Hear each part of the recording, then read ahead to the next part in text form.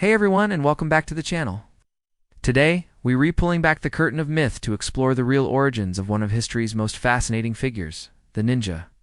Forget the black-clad assassins of popular culture for a moment. The story of ninjutsu isn't about a single flash of inspiration. It's a tale of survival, adaptation, and sheer necessity born from centuries of conflict in ancient Japan.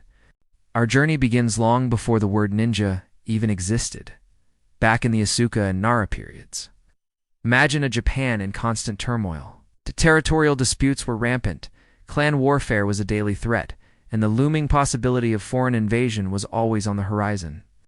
In this chaotic environment, traditional face-to-face battles weren't always the answer. Winning, and more importantly, surviving, required a different way of thinking. This is where unconventional warfare tactics started to take shape. Japan's rugged mountainous terrain, with its dense forests and hidden valleys, was a natural advantage for those who could move like ghosts and strike without a sound. Early military leaders quickly realized they needed more than just armies. They needed eyes and ears on the ground. They began recruiting scouts with an intimate knowledge of the local landscape, individuals who could navigate treacherous paths and gather vital intelligence on enemy movements. These weren't ninjas yet, but they were the seed from which the art of ninjutsu would grow. Their mission was simple but critical: provide the information that could spell the difference between victory and defeat. As Japan began to engage more with its powerful neighbors, particularly China, a game-changing text arrived on its shores: Sun Tzu's The Art of War. This legendary military treatise, already famous in China, offered a revolutionary framework for Japanese commanders. Sun Tzu's emphasis on deception, intelligence, and knowing your enemy resonated deeply with leaders struggling to defend their island territories, often against much larger forces. They were particularly fascinated by Sun Tzu's detailed breakdown of different types of spies. This gave them a systematic approach to espionage, something they eagerly adapted. But the Japanese didn't just copy and paste. While Chinese warfare often played out on vast open plains with massive armies, Japan's conflicts were fought in mountains and forests. Here, a small group of highly trained specialists could achieve what a whole army couldn't. So, they took Sun Tzu's principles and tailored them. They started training select warriors in skills that went far beyond swordsmanship. These individuals learned to move in complete silence, to read the weather, to blend into civilian life, and most importantly, to master the art of winning without fighting. By disrupting supply lines and crushing enemy morale, they could achieve victory before a single sword was drawn. This was the true genius of their adaptation. Now, where did these warriors get their incredible skills? A huge piece of the puzzle lies with a mysterious group known as the Yamabushi, or mountain ascetics. These weren't warriors. They were religious practitioners who sought spiritual enlightenment through extreme physical and mental discipline in Japan's most remote mountain wildernesses. Living in places like the Key Mountains, their daily life was a grueling training regimen. They meditated for hours in freezing weather, fasted to the limits of human endurance, and performed exercises that honed their senses to an almost supernatural degree. This wasn't just about faith, it was about survival. The Yamabushi became masters of the wilderness. They learned to move silently, find food and water, identify edible plants, and track animals. Their meditation practices allowed them to detect the slightest changes in their surroundings: the snap of a twig, a shift in the wind that could signal danger. Military commanders quickly saw the value in these skills. Who better to recruit for a reconnaissance mission than someone who could traverse mountains undetected, live off the land for weeks, and possessed an unparalleled awareness of their environment? The Yamabushi's religious status also gave them the perfect cover. They could travel freely between hostile territories as pilgrims, all while gathering crucial intelligence. Their spiritual practices, unintentionally, had created the perfect blueprint for the future ninja. So, we have the need for unconventional warfare and the specialized skills of the Yamabushi. But when did these elements come together into an organized system? For that, we look to one of the most influential figures in early Japanese history, Prince Shotoku. Ruling as regent in the early 7th century, Prince Shotoku faced the enormous task of unifying the country, dealing with powerful rebellious clans, and managing foreign relations. To stay one step ahead, He established what was essentially Japan's first organized intelligence network. Court records, though often cryptic, mention special investigators and confidential envoys who were clearly more than just messengers. These agents operated in the shadows, monitoring rival clans, keeping tabs on foreign diplomats, and gathering information on military preparations. Prince Shotoku understood that information was power. One of his most famous operations was an investigation into the powerful Soga clan. Shotoku's agents reportedly infiltrated the Soga household, posing as servants, and set up surveillance posts near their properties to monitor their activities. This wasn't just random spying. It was a sophisticated, multi-layered intelligence operation that blended tactics learned from Chinese administrative practices with a uniquely Japanese approach. Prince Shotoku's network laid the institutional groundwork, proving that a centralized, state-sponsored system of espionage and covert action could be incredibly effective.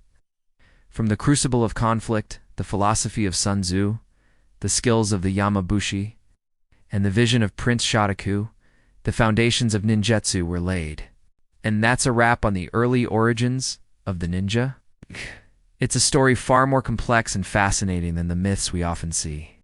Have you ever wondered about the real origins of the ninja? Forget the black-clad assassins of popular myth for a moment. The story of Japan's legendary shadow warriors is far more complex and fascinating. Rooted in centuries of political intrigue, brutal warfare, and the constant, desperate need for information, our journey begins not in the dead of night, but in the glittering halls of the imperial court with a man named Prince Shotoku.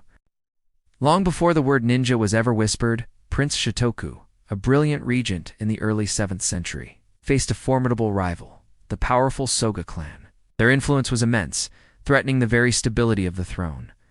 How did Shotoku fight back? Not just with armies, but with information. He developed a sophisticated intelligence network, a web of spies and informants that became his eyes and ears across the land.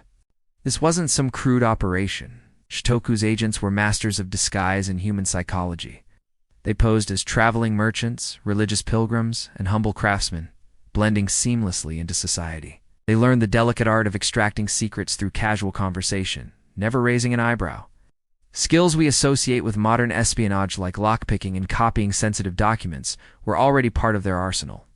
This network even had safe houses and secret communication lines to rapidly transmit vital intelligence, allowing Prince Shotoku to anticipate the Soga clan's moves and counter them effectively. He proved that in the game of power, knowledge isn't just power, it's survival. Centuries later, Japan was plunged into one of its most defining conflicts, the Genpei War. This epic struggle between the Taira and Minamoto clans, fought across the entire archipelago, would change the face of warfare forever.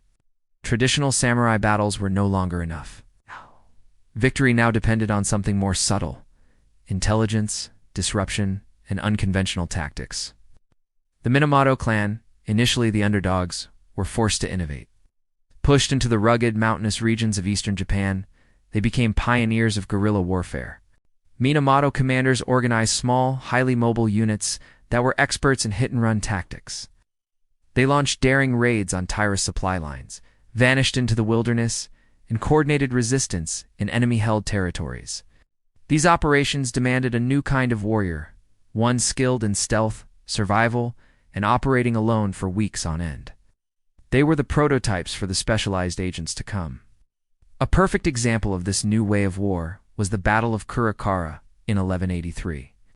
The Minamoto forces, led by the fiery Yoshinaka, faced a much larger Taira army. The odds were stacked against them, but Yoshinaka had an ace up his sleeve: intelligence. His scouts had spent weeks meticulously observing the Taira camp. They mapped its layout, identified weaknesses in its defenses, and pinpointed the best routes for a surprise attack. Under the cover of darkness, the Minamoto launched a coordinated assault that threw the superior Taira army into complete chaos, securing a legendary victory. It was a stunning demonstration that clever strategy and good intelligence could triumph over brute force. The Genpei War wasn't just fought on land. The Taira clan's powerful navy controlled the seas, forcing the Minamoto to get creative on the water as well. They developed specialized maritime reconnaissance techniques. Small, fast boats would slip out under the cover of night, their crews gathering information on Tyra fleet movements. Scouts would hide in concealed coastal positions, watching and waiting for the perfect moment to strike. This intelligence allowed land-based forces to coordinate with naval raids, maximizing the element of surprise and chipping away at the Tyra's naval dominance. Every domain, from the mountains to the sea, became a battleground for information. The constant sieges of castles and fortifications during the war also spurred innovation. Both sides needed to get inside enemy walls, not just to open the gates, but to gather crucial intelligence. How strong were the defenses? How much food did they have left? What was the morale of the troops? To answer these questions, they employed specialists in infiltration. These agents would pose as merchants, craftsmen, or even monks, using their convincing disguises to gain access to heavily guarded fortresses. Once inside, they were a silent, invisible threat, gathering information that could decide the fate of a siege. But the war wasn't just fought with swords and arrows, it was also a war of the mind. Commanders on both sides quickly realized the power of psychological warfare. Spreading rumors and false information could be just as devastating as a cavalry charge. A rumor about a coming betrayal, or exaggerated reports of troop numbers, could shatter an enemy's morale without a single clash of steel. This led to the development of sophisticated disinformation campaigns. Agents were needed to not only infiltrate enemy territory, but to plant these carefully crafted lies, turning the enemy's own communication channels against them. This mastery of deception would become a core principle of the ninja arts. This era of conflict also drove technological advancement. Blacksmiths developed lighter, stronger, more concealable weapons, perfect for covert operations. Textile makers created clothing that offered better camouflage while being durable enough for long missions and harsh terrain. These tactical and technological innovations, born from the crucible of the Genpei War, were laying the groundwork. They were building the toolkit that the legendary ninja of later centuries would inherit and perfect. The chaos of the Genpei War also created a unique social dynamic. The conflict displaced thousands of people, masterless samurai, known as ronin, dispossessed farmers and skilled artisans who had lost their patrons. This created a large pool of individuals with valuable skills, but no traditional place in society. Many found new purpose in the growing intelligence and special operations networks of the warring clans. They brought a diverse range of expertise, from martial arts to engineering, further enhancing the capabilities of these unconventional units. Finally, the sheer scale of the war, spanning the entire length of Japan, created a logistical challenge. How do you securely send a message hundreds of miles through enemy territory? This necessity led to the creation of sophisticated communication systems. They developed coded messages, established secret relay stations in remote areas, and trained messengers who could traverse treacherous terrain at speed. These complex networks were the logistical backbone of the entire intelligence effort, and they were the direct ancestors of the secret communication systems that organized ninja clans would later rely on.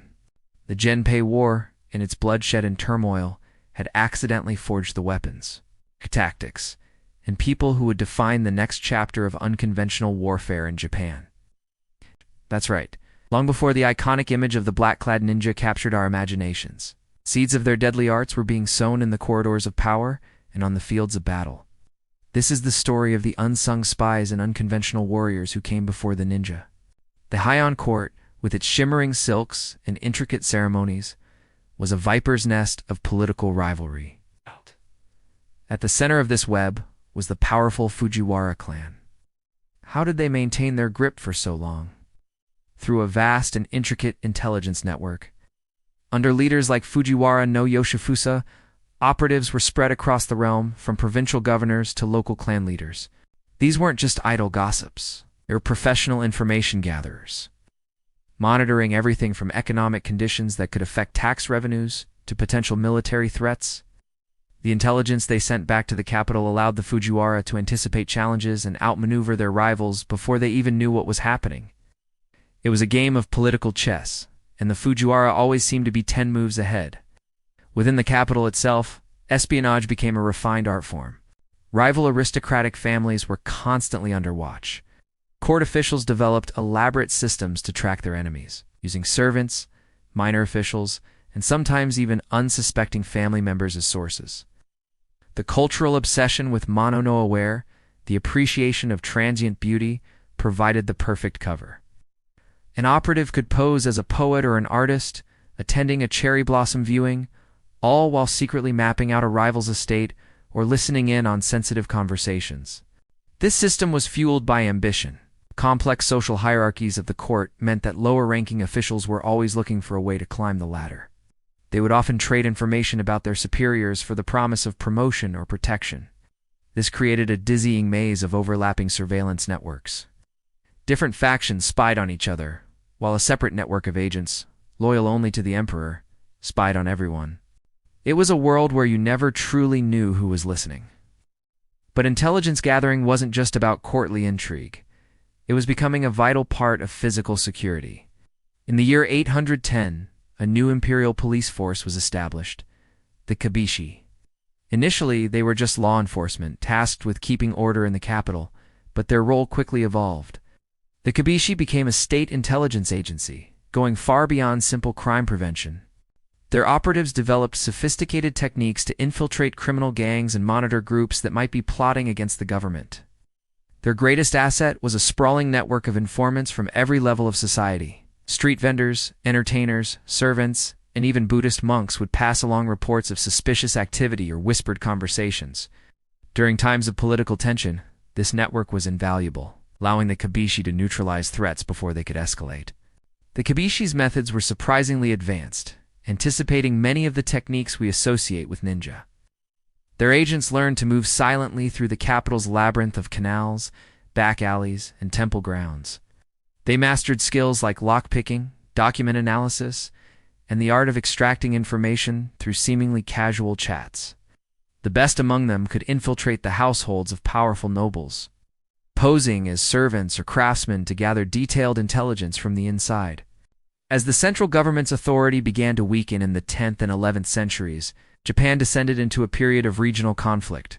Powerful provincial clans, like the Taira and Minamoto, rose to challenge the court. In this new military landscape, traditional samurai warfare wasn't always enough. Victory now depended on superior intelligence and unconventional tactics. The Hagen Rebellion of 1156 was a stark demonstration of this new reality. The conflict was a dispute over the imperial succession, but it was the Taira and Minamoto clans who fought it out. The outcome hinged less on the strength of their warriors and more on the quality of their intelligence. Minamoto no Yoshitomo gained a crucial early advantage thanks to his spies. His agents had infiltrated the enemy's headquarters at the Shirakawa Palace weeks before the battle. They gathered critical information on guard rotations, defensive weaknesses, and supply routes.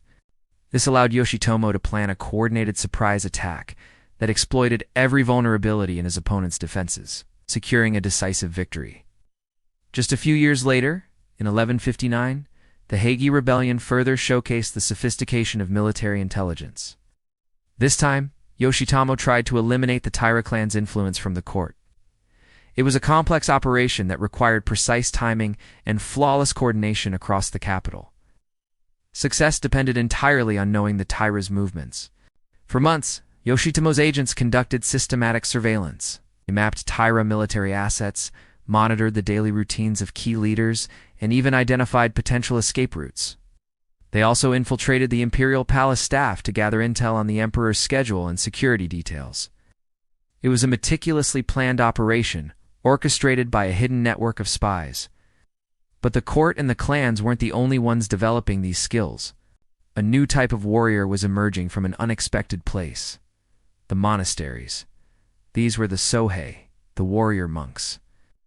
As their monastic communities grew wealthy, they needed to defend their extensive lands from secular lords and rival temples.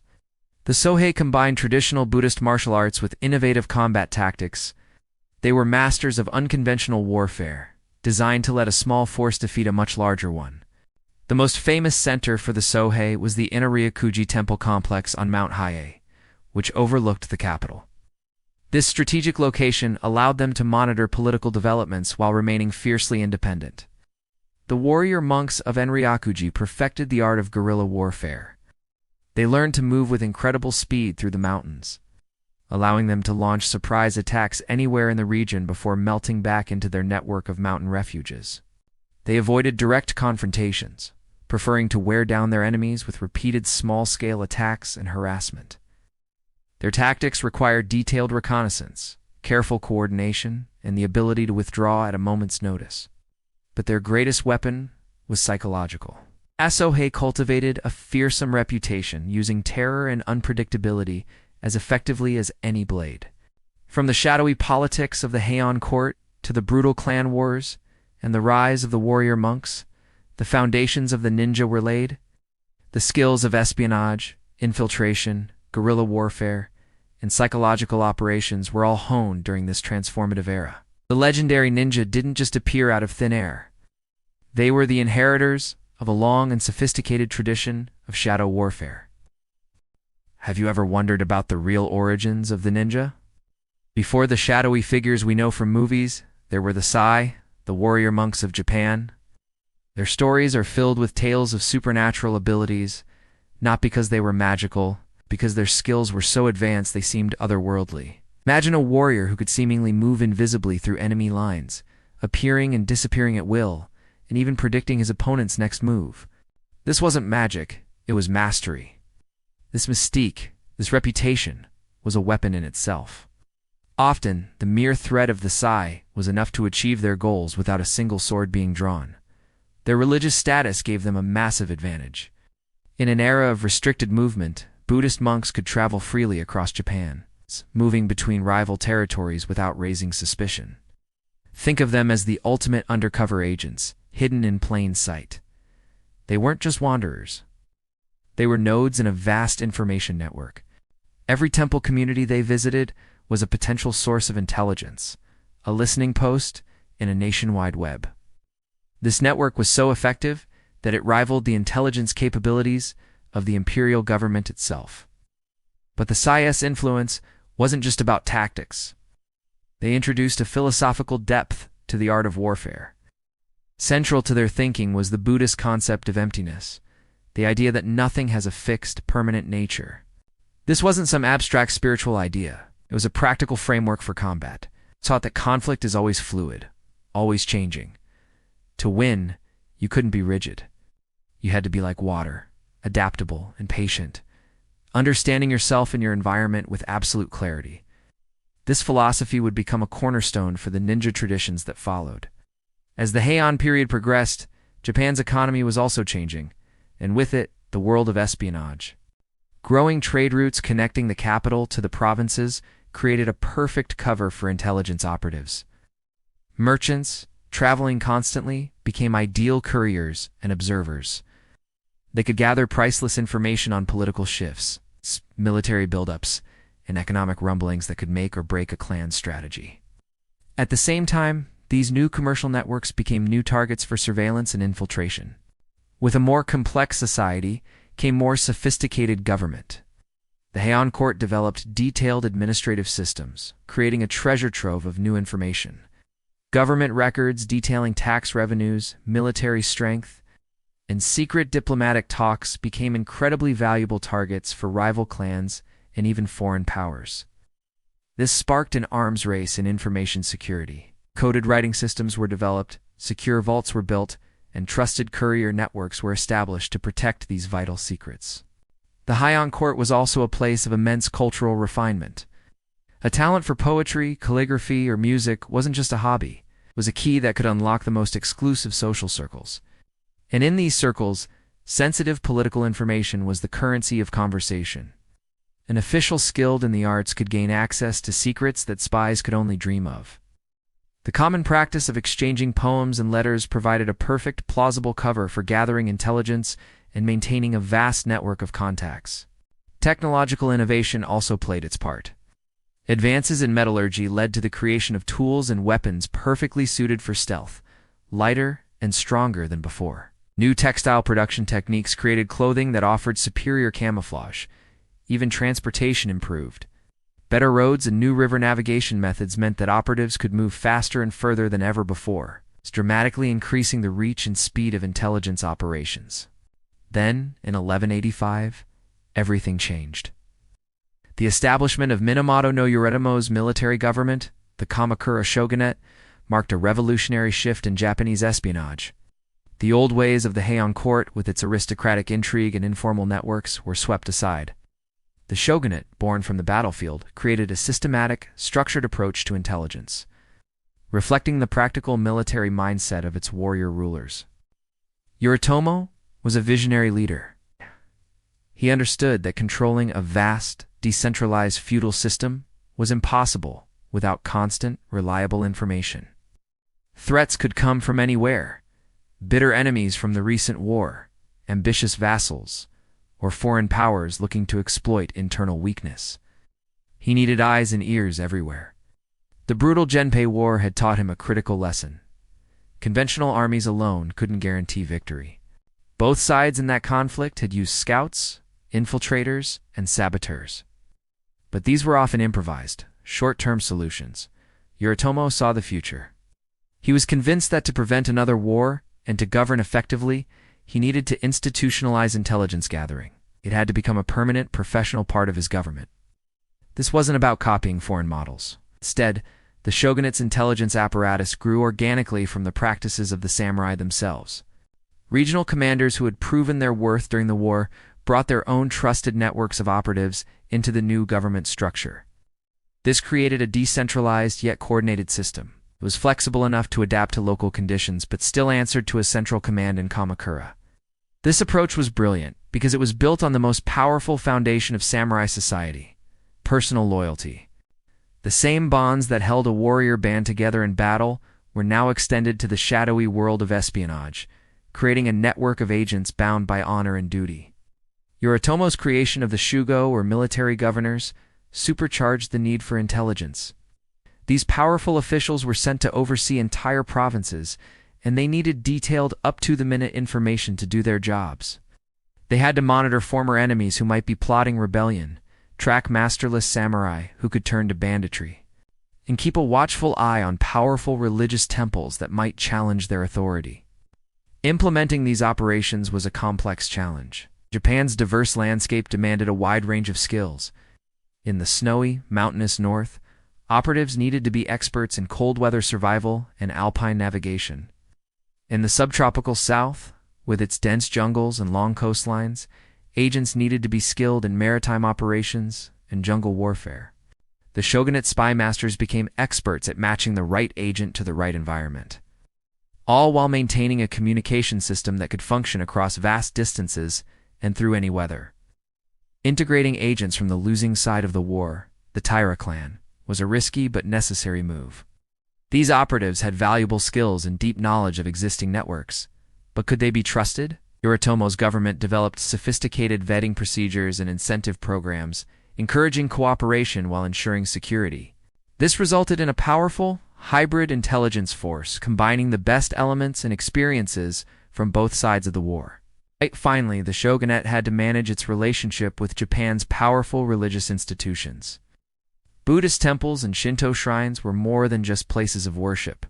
They were major landowners with their own armies. They were potential centers of resistance. But these same institutions, with their networks spanning the country, were also invaluable sources of information. The Kamakura government learned to walk a fine line, using a delicate mix of surveillance, diplomacy, and strategic alliances to manage these powerful spiritual centers. This complex dance between political power and religious authority would define Japanese governance for centuries to come, all underpinned by the silent, unseen work of its intelligence networks. We often picture epic samurai duels, but behind the scenes, a different kind of war was being waged, a war of information, espionage, and covert operations. This is the story of how Japan's first intelligence networks were forged in the fire of the Mongol invasions. Before the Mongols ever set foot on Japanese soil, the Kamakura shogunate was already honing its intelligence skills. They understood that information was power. How did they get it? Surprisingly, through networks of traveling monks. Pilgrimage routes crisscrossed the country, and these monks, connected with communities far and wide, became the eyes and ears of the government.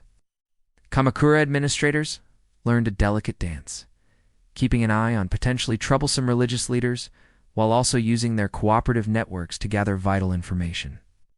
To move this information quickly, they developed specialized courier systems. These weren't just messengers. They were elite operatives who combined incredible physical endurance with an expert knowledge of geography, weather, and security. They used hidden mountain paths, river systems, and coastal routes, ensuring sensitive messages could cross Japan's rugged terrain without falling into the wrong hands. The shogunate's gaze also extended beyond its own shores. Foreign trade and diplomacy were goldmines for intelligence. Chinese merchant ships docking in Japanese ports brought news of political shifts on the mainland.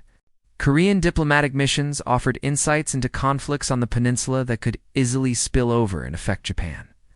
Shogunate operatives became masters of observation and strategic questioning, carefully extracting information from foreign visitors while maintaining the delicate diplomatic protocols necessary for trade and peace. They were building a picture of the world around them, piece by piece, conversation by conversation. But nothing could have prepared them for what was coming next.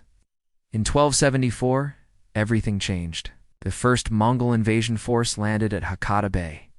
The Japanese defenders were confronted with a military machine unlike anything they had ever seen. The Mongols used coordinated cavalry charges, terrifying explosive projectiles, and overwhelming archery formations.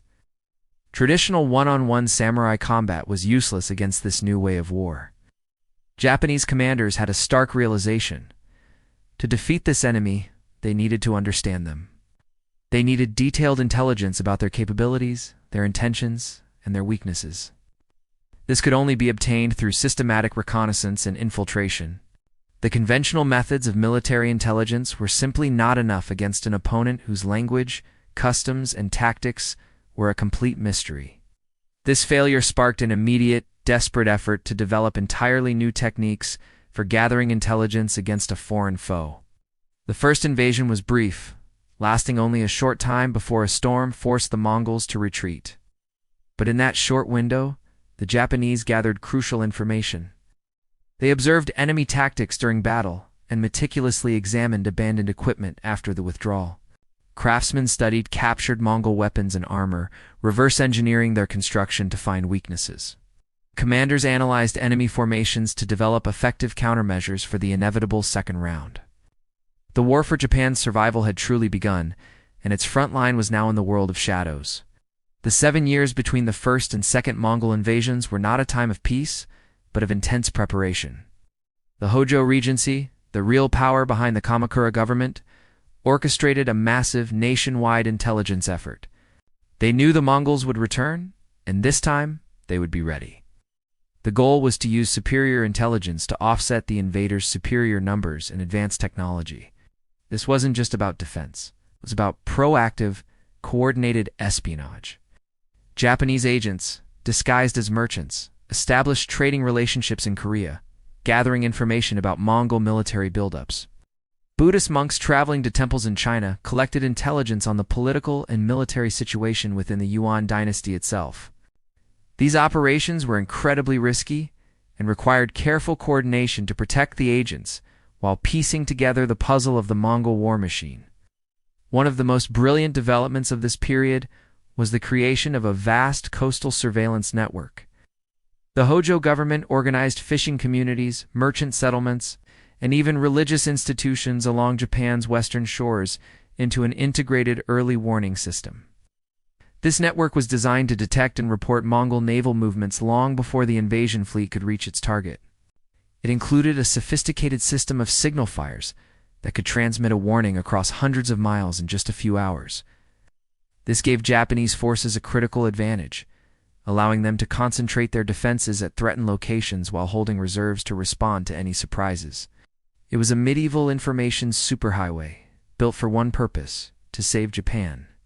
In 1281, the ultimate test arrived. The second Mongol invasion force was a truly staggering sight. Separate fleets from Korea and southern China converged on Japan, totaling over 140,000 troops. The scale was immense, creating intelligence challenges that dwarfed anything the Japanese had ever faced. But this time, they were prepared. Thanks to the extensive network built since 1274, Japanese defenders could track enemy movements, predict landing sites, and coordinate their defenses with unprecedented effectiveness. In the months leading up to the invasion, Japanese operatives had successfully infiltrated Mongol staging areas in Korea. These incredibly brave agents sent back crucial details about troop numbers, equipment, and even the planned operational sequence. They reported on the unique structure of the invasion force, which integrated Chinese naval expertise with Mongol cavalry tactics and Korean logistical support. This intelligence allowed Japanese commanders to tailor their defensive strategies specifically to counter the diverse capabilities of this multi-ethnic army. The prolonged siege of 1281 also created new opportunities for unconventional warfare. Small teams of infiltrators began to conduct sabotage operations, something impossible during the brief 1274 campaign. These operatives moved like ghosts, penetrating heavily guarded enemy camps to gather intelligence on troop morale, supply levels, and dispositions. They would occasionally conduct daring but limited raids, sabotaging equipment and supplies to weaken the enemy from within. These missions required a new breed of warrior, one capable of moving unseen and unheard. With the discipline to prioritize intelligence gathering over immediate tactical gains, they were the prototypes for the legendary figures we would later come to know as ninja. The fight wasn't just physical, it was psychological. The Japanese defenders discovered the power of deception. They spread false information about the size and strength of their own forces to influence Mongol decision-making. They orchestrated displays of fierce determination and even claimed supernatural protection to damage enemy morale. These psychological operations required agents who could not only infiltrate enemy lines to spread this disinformation, but also maintain credible cover stories to avoid suspicion. They were playing a dangerous game of smoke and mirrors, turning the minds of the Mongol commanders into a battlefield. In the end, as many of you know, the Mongol invasion was famously thwarted by a massive typhoon, the kamikaze, or divine wind. The destruction of the fleet gave the Japanese an unprecedented opportunity. They could now study the enemy's equipment and document their tactics in incredible detail. But the true legacy of the Mongol invasions wasn't just a military victory. It was the birth of Japan's sophisticated intelligence and unconventional warfare tradition. The desperate need to survive against a technologically and numerically superior foe forced the Japanese to innovate, to think differently, and to master the arts of espionage, sabotage, and deception. The skills and networks developed during this conflict laid the foundation for the covert arts that would be refined and perfected for centuries to come, shaping the course of Japanese history in ways that are still being uncovered today. Have you ever wondered about the real origins of the legendary ninja? It wasn't just about shadowy figures in black pajamas. The story begins in the chaos of medieval Japan, a time of political upheaval and constant warfare that created the perfect breeding ground for a new kind of warrior. After the Mongol invasions of the 13th century, Japan got a serious wake-up call. By studying captured Mongol equipment and interrogating prisoners, Japanese military leaders conducted one of the most thorough intelligence assessments of their time. They realized that to survive, they needed to know their enemy inside and out. The shift in thinking laid the groundwork for what was to come. As the Kamakura government's power began to crumble, Japan splintered. Regional warlords known as daimyo rose up, carving out their own territories. In this dog-eat-dog world, information was the most valuable weapon. Who could you trust? What was your rival planning? To survive, you needed spies. This created a huge demand for specialized covert operatives. This wasn't a job for just anyone. A new breed of professional emerged. Masterless samurai known as ronin, looking for work. Displaced farmers who knew the land like the back of their hand. Even skilled craftsmen whose jobs gave them the perfect cover for surveillance. These weren't just loyal retainers. They were intelligence entrepreneurs, selling their skills to the highest bidder. This created a competitive market where only the best and most innovative spies thrived. The constant regional conflicts were a brutal but effective training ground. Operatives learned to navigate complex alliances, maintain secrecy under pressure, and adapt to rapidly changing situations. They became masters of their craft, honing skills that would be essential in the turbulent years ahead. Then, in 1333, the Kamakura government finally collapsed. The country was plunged into a period of intense civil war known as the Nenbokucho, or the era of northern and southern courts. The old centralized intelligence networks were shattered. Power was now scattered across the country, and every local lord was desperate for an edge. Out of this crucible of chaos, two regions would emerge to dominate the shadowy world of espionage, IGA and Koga. So what made these two provinces so special? Let's start with IGA. Nestled in a remote mountainous basin, IGA was a natural fortress, surrounded by towering peaks and accessible by only a few easily defended passes. It was almost impossible to invade with a conventional army. The dense forests, steep slopes, and hidden valleys were the perfect environment to train in secret. This rugged terrain bred a culture of self-reliance and resilience, creating warriors who were perfectly in tune with their surroundings. The people of IGA developed a unique school of thought, the Igar-yu. It wasn't just about fighting, it was about becoming one with nature. Drawing inspiration from the mountain ascetic monks known as Yamabushi, they learned to move like ghosts through the wilderness. They studied weather patterns, animal behavior, and plant life. Using the natural world itself as a tool for stealth and survival, their training was legendary for its intensity. Trainees would spend months living in mountain caves, learning to endure solitude, find their own food, and push their bodies and minds to the absolute limit. This forged not just incredible physical stamina, but also the unbreakable mental discipline required for long, dangerous solo missions. Now, let's look at Koga, Iga's neighbor and rival. Located on a fertile plain south of Japan's largest lake, Lake Biwa, Koga had a completely different set of advantages. It sat directly on the Tokaido Road, the main highway connecting the political center of Kyoto with the eastern provinces.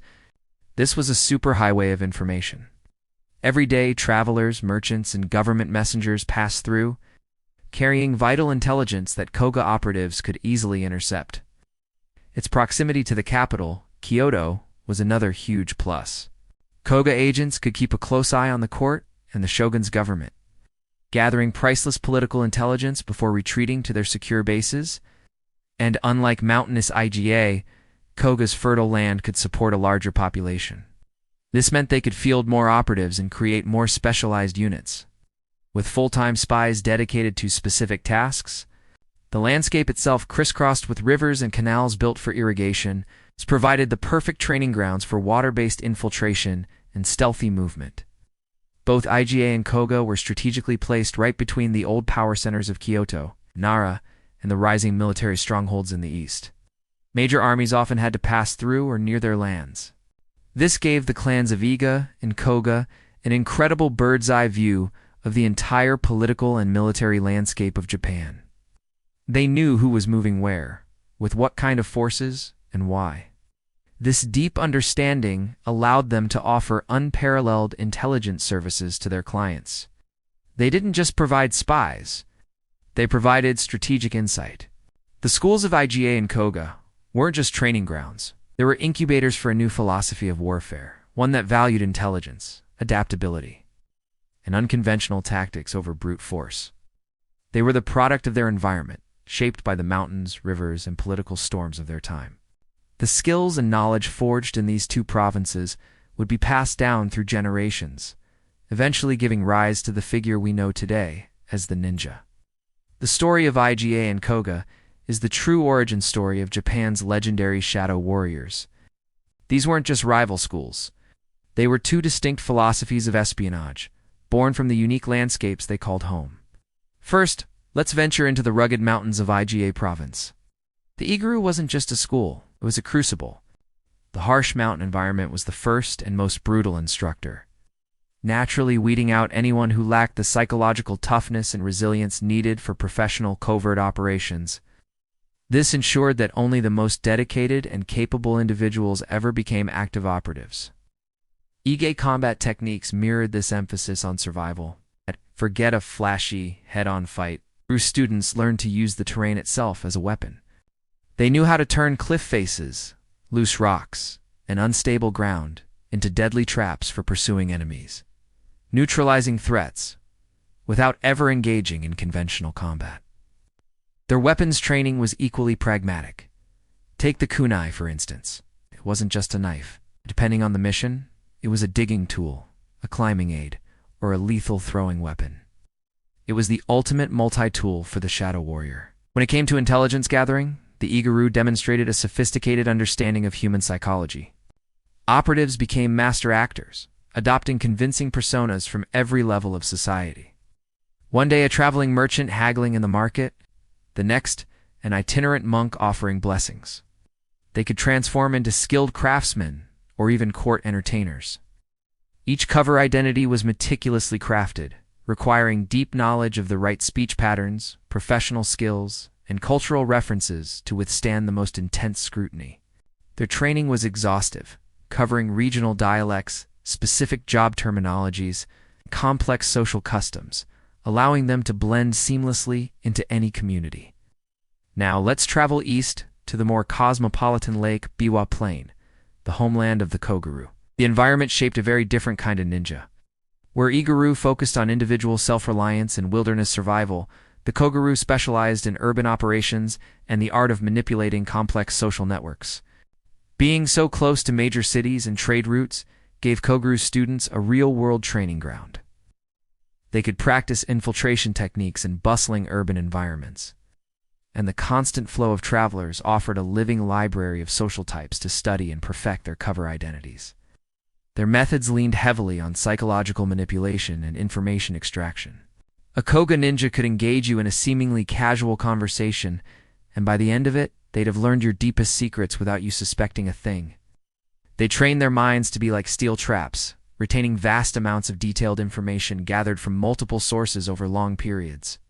The Koguru curriculum was like something out of a modern spy movie. It included document analysis, code breaking, and even the creation of invisible inks and other secret writing techniques. These innovations were crucial for secure communication between operatives in the field and their handlers. Their technology also reflected their urban focus.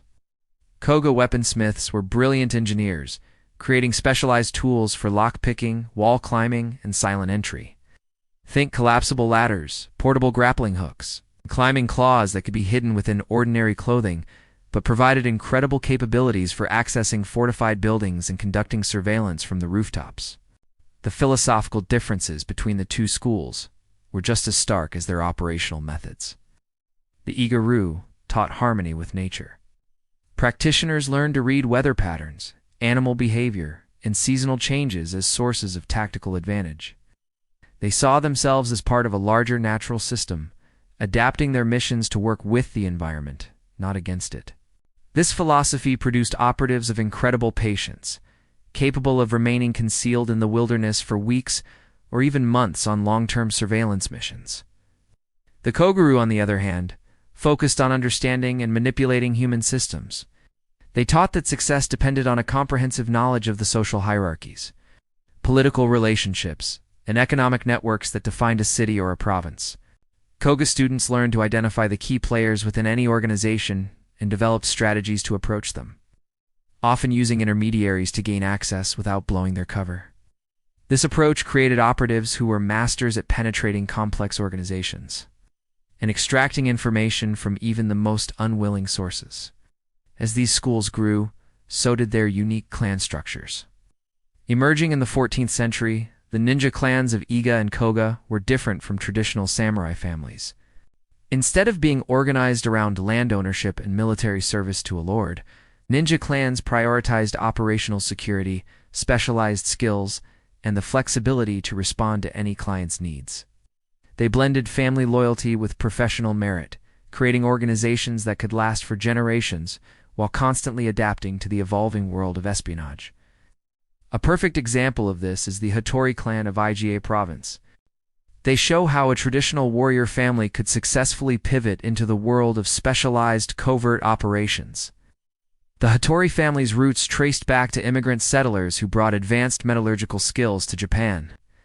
By the 14th century, they had transformed this technical know-how into a full-scale support system for covert ops. They maintained workshops producing everything from farm tools to specialized ninja equipment, training family members in the art of espionage. The Hattori clan's organization was a masterclass in security. They used strict compartmentalization, meaning different operational units were kept separate. If one operative was compromised, the rest of the network remained safe. Senior clan members handled strategic planning and client relations, while delegating tactical missions to specialized teams whose members often didn't even know each other. This allowed the Hattori to run multiple operations at once without risking their entire organization.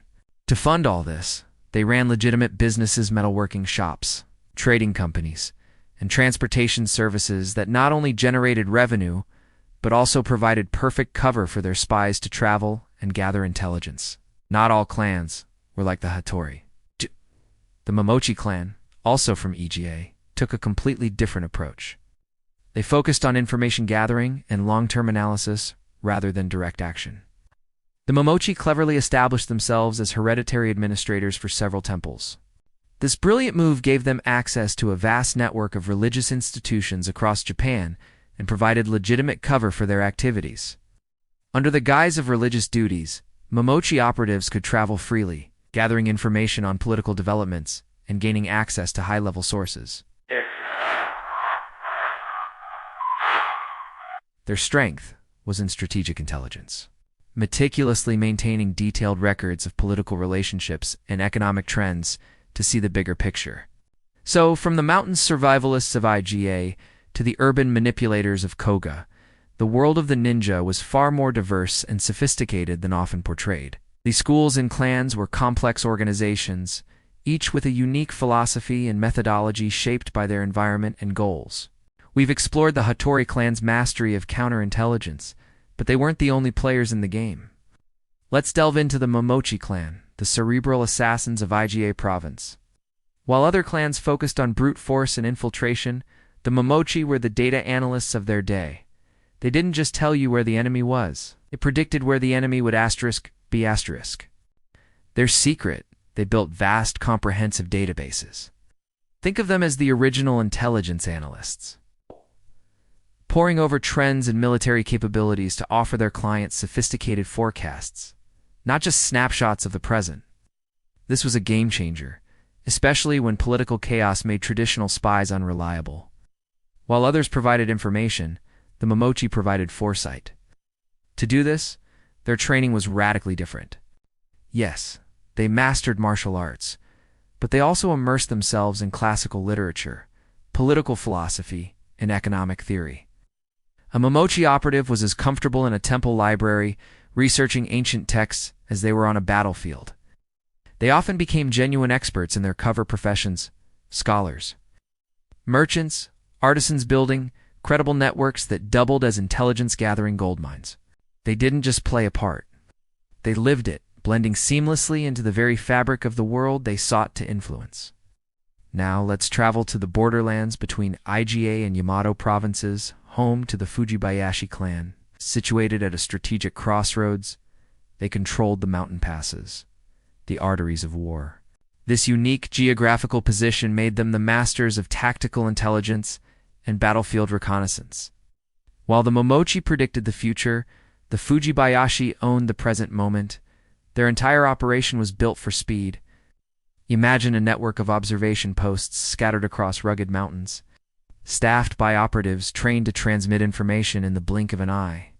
Using signal fires, coded messages, and human relay systems, could deliver time-sensitive intelligence about enemy movements directly to a commander in the field.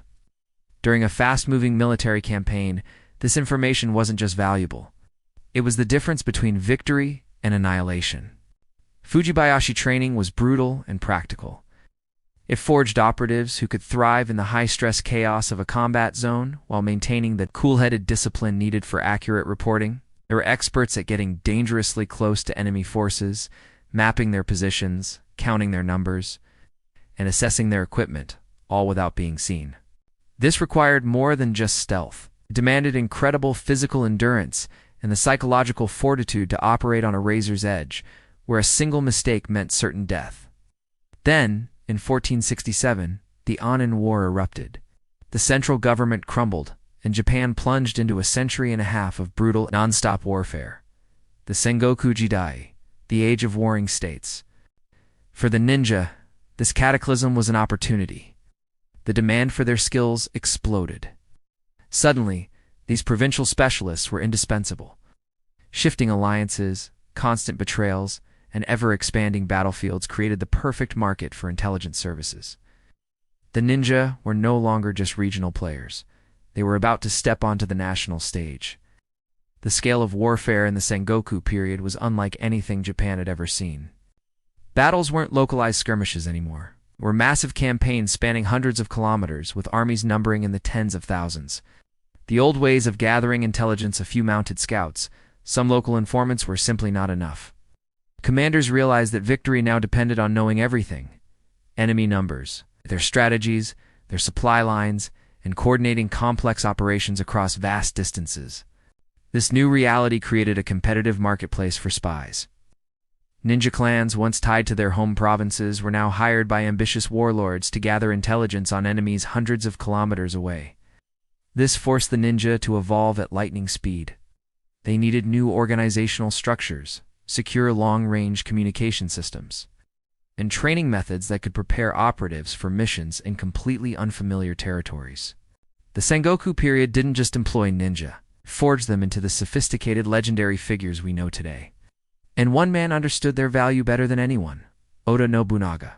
As he clawed his way to power in the 1550s, Nobunaga showed an almost intuitive genius for using intelligence to gain a decisive edge. In campaign after campaign, he consistently outmaneuvered his rivals because he simply knew more. He knew their positions, their capabilities, and he could predict their intentions. The ultimate proof came in 1560 at the legendary Battle of Okayazama.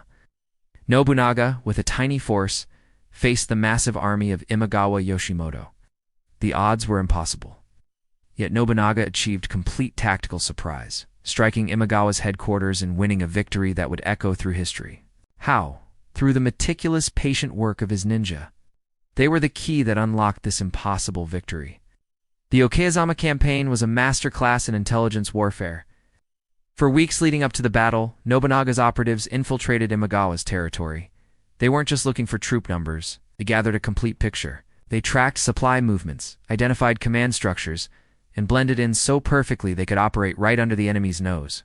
They provided Nobunaga with a precise understanding of Imagawa's route, his timing, and the layout of his forces, allowing him to launch his surprise attack at the moment of absolute maximum vulnerability. This was a highly professional operation. Reconnaissance teams mapped out every possible approach route and identified defensive threats. Communication specialists set up relay systems for instant updates on enemy movements. Infiltration experts even got inside Imagawa's main camp, gauging troop morale and discovering weaknesses in the command structure that Nobunaga could exploit. This wasn't the improvised spying of the past. This was the birth of modern military intelligence, a systematic, multi-layered approach to warfare. As Nobunaga continued his conquest of Japan, this reliance on intelligence became his signature. His campaigns against the Asai and Asakura clans were classic examples of how a smaller, better-informed army could defeat a larger foe through superior positioning and tactics. The siege of Odani Castle in 1573 showcased his method perfectly. Operatives provided a detailed breakdown of the fortress's defenses, its supply situation, and even the morale of the soldiers inside. Nobunaga didn't just fight his enemies, he dissected them, using knowledge as his sharpest weapon to pave his way to unifying Japan. We re-diving deep into the shadows of Japan's Sengoku period to uncover how the legendary ninja adapted to a world being turned upside down by war, politics, and groundbreaking technology. Forget the simple black-clad assassins of popular myth. The real story is far more fascinating. During his relentless campaign to unify Japan, the brilliant and ruthless Oda Nobunaga didn't just rely on massive armies. He understood that information was the ultimate weapon. His ambitions grew so vast that simple spying wasn't enough. He needed an intelligence network that functioned like a modern agency. His operatives weren't just scouts. They were deep cover agents, cartographers, political analysts, and economic experts. They had to create detailed maps of unknown lands, gauge the loyalty of local lords, and figure out which regions could support a hungry army. This required a level of systematic intelligence gathering and analysis that was centuries ahead of its time. Nobunaga was building a data-driven war machine, and his ninja were the ones collecting the data. Just as Nobunaga was revolutionizing strategy, a new sound echoed across the battlefields of Japan: the roar of the Portuguese firearm. Introduced in the 1540s, these matchlock rifles changed everything. Suddenly, traditional tactics were obsolete. For ninja, this was both a threat and an opportunity. They had to become firearms experts overnight. Their missions now included assessing the power of different gun types, identifying weaknesses in arquebus formations, and even figuring out how to sabotage enemy ammunition supplies. They developed new tactics to counter this technology. Using their superior knowledge of terrain and stealth to neutralize the advantage of firearms, the age of the gun had arrived, and the ninja adapted to survive and thrive within it. The rise of firearms also forced a dramatic evolution in another key area of Sengoku warfare: castle architecture. The wooden forts of the past were replaced by immense stone fortresses, designed specifically to withstand both cannon fire and traditional assaults. For ninja, the game had changed. Their old tricks for scaling walls and slipping through gates were becoming less effective against castles defended by gun-toting samurai. But as castles grew more complex, they also created new opportunities. These massive structures had more secret passages, more maintenance tunnels, and more blind spots for a clever operative to exploit. Ninja became students of architecture, learning to read a castle's design like a map, identifying structural weaknesses, and predicting where hidden routes might be. These new castles were masterpieces of defense, built in layers like an onion. An attacker would first face outer bailies, moats, and earthworks, designed to funnel them into deadly killing zones. If they survived that, they'd face inner rings of stone walls, fortified gates, and watchtowers bristling with archers and gunmen. At the very heart was the main keep, or Tenshu, the final stronghold. Penetrating this fortress required a multi-stage coordinated effort. Ninja responded with incredible ingenuity. They'd disguise themselves as workers to exploit construction schedules, use inflatable devices and reeds to breathe underwater while crossing moats, develop new climbing gear to scale sheer stone walls. This wasn't just about being sneaky. It was a high-tech arms race of infiltration versus security. With armies marching across the entire country, another huge challenge emerged: communication. How do you send secure orders and receive vital intelligence across hundreds of kilometers of hostile territory? The old system of simple couriers on horseback was too slow and too easily intercepted. In response, ninja clans developed sophisticated information networks.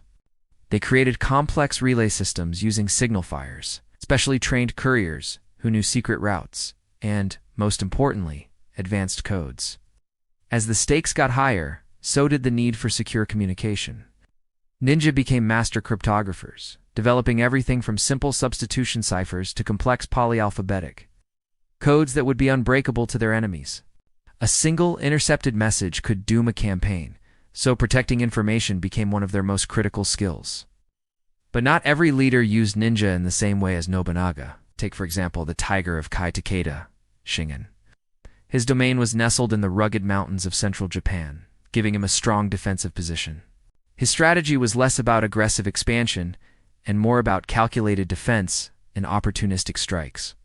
Consequently, his ninja, the Supa, specialized in mountain warfare. They were masters of their alpine environment, capable of surviving for extended periods in harsh conditions. Their primary role was to act as a vast surveillance network, monitoring enemy movements from hidden mountain posts and using their knowledge of weather patterns and terrain to their advantage. While Nobunaga's ninja were spies and saboteurs in enemy cities, Takeda's were guardians of the mountain passes.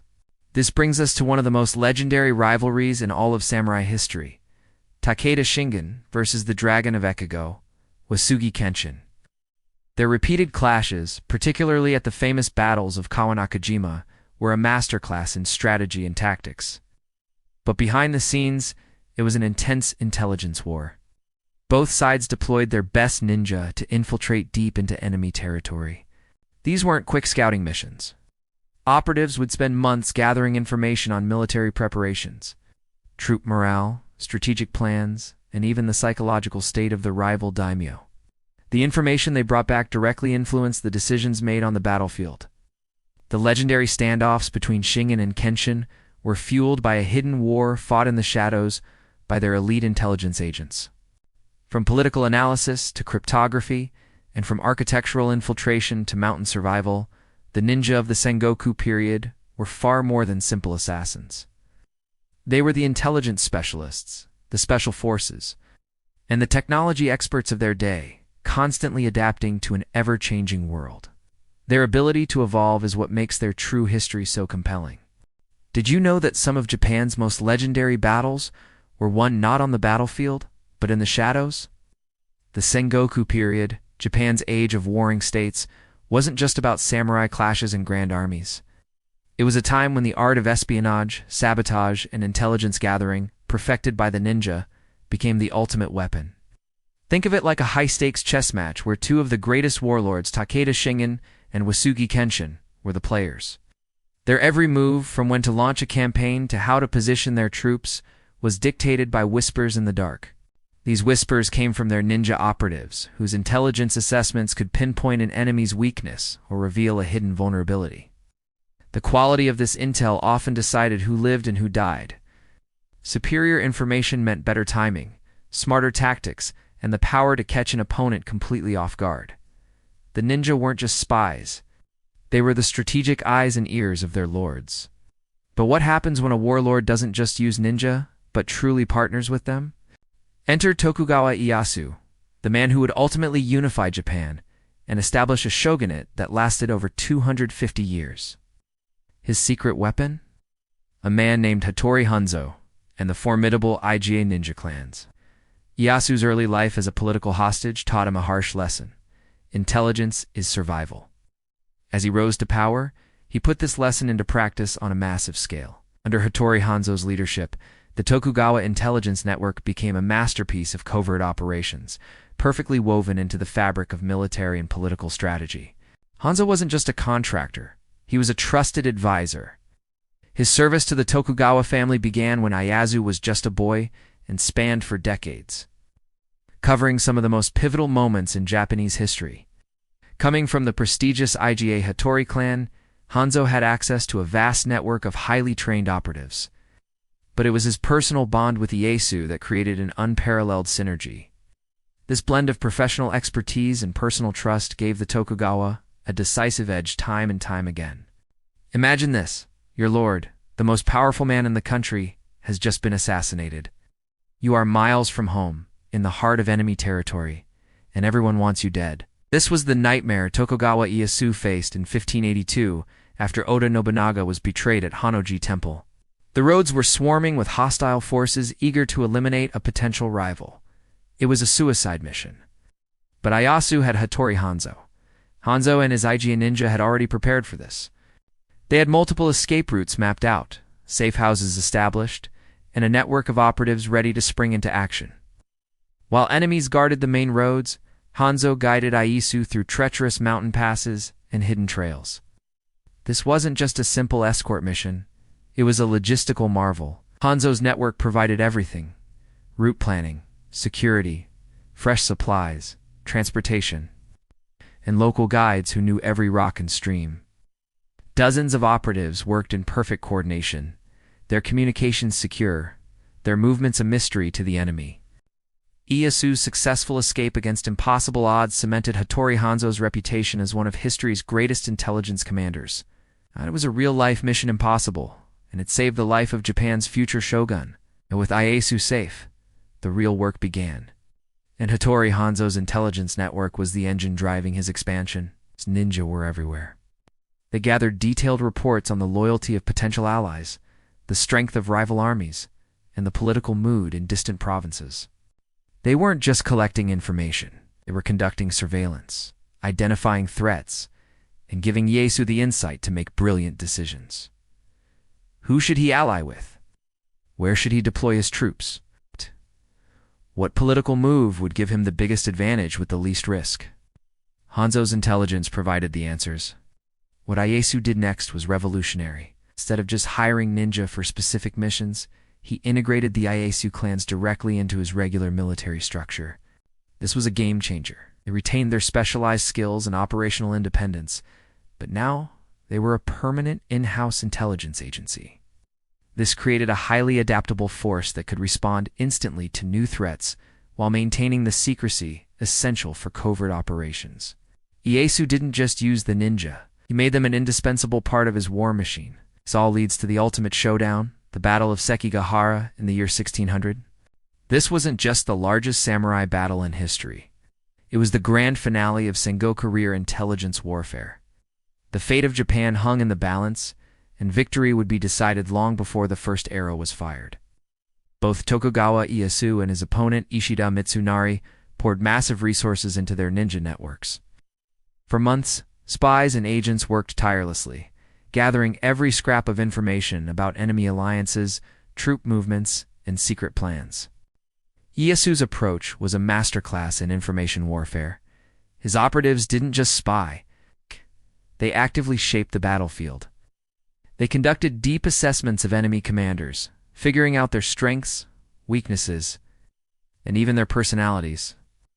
At the same time, they spread carefully crafted disinformation to sow discord and sway the loyalties of wavering lords.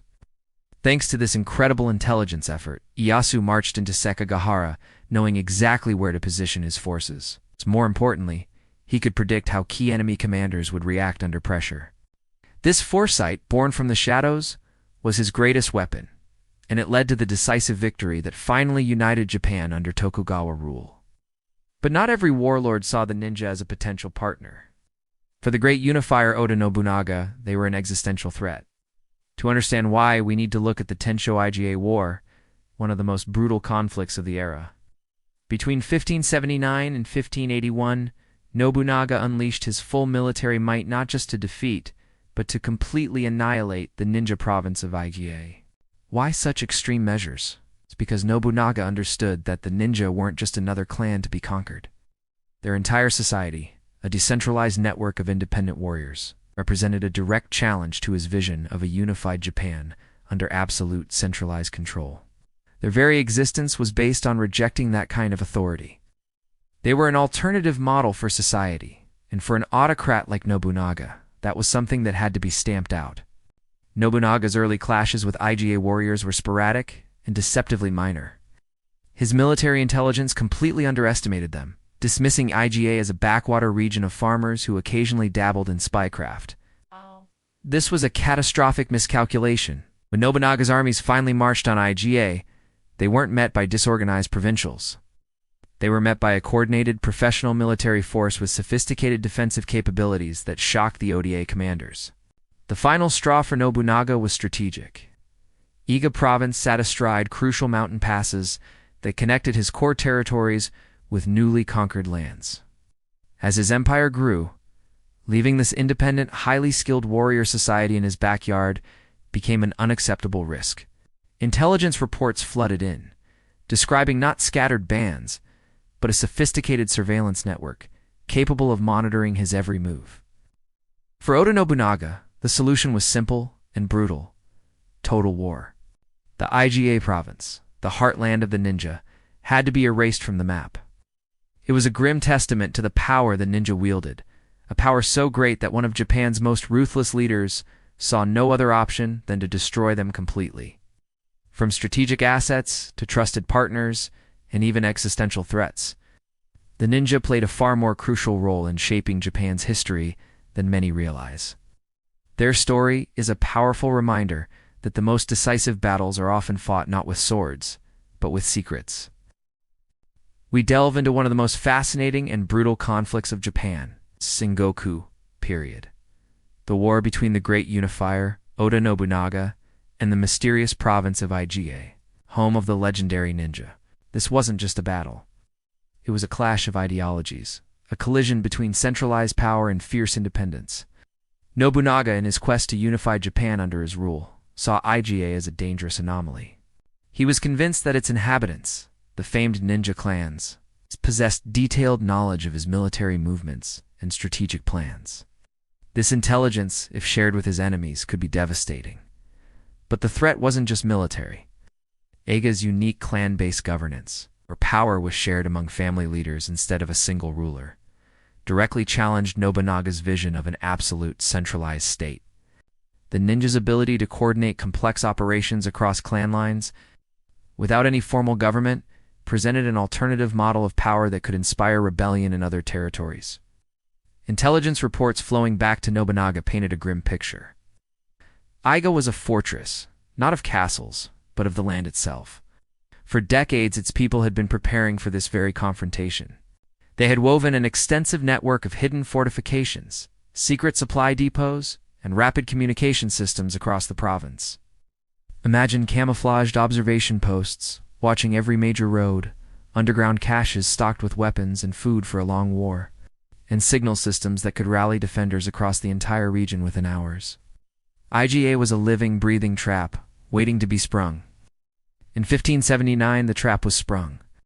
Nobunaga sent his own son, Nobukatsu, to crush IAGA. The invading army marched in, expecting to lay siege to traditional castles. Instead, they walked into a nightmare. They found themselves in a land where every village was a potential ambush site. Their supply lines were under constant attack, and the enemy seemed to materialize from the shadows and vanish like ghosts.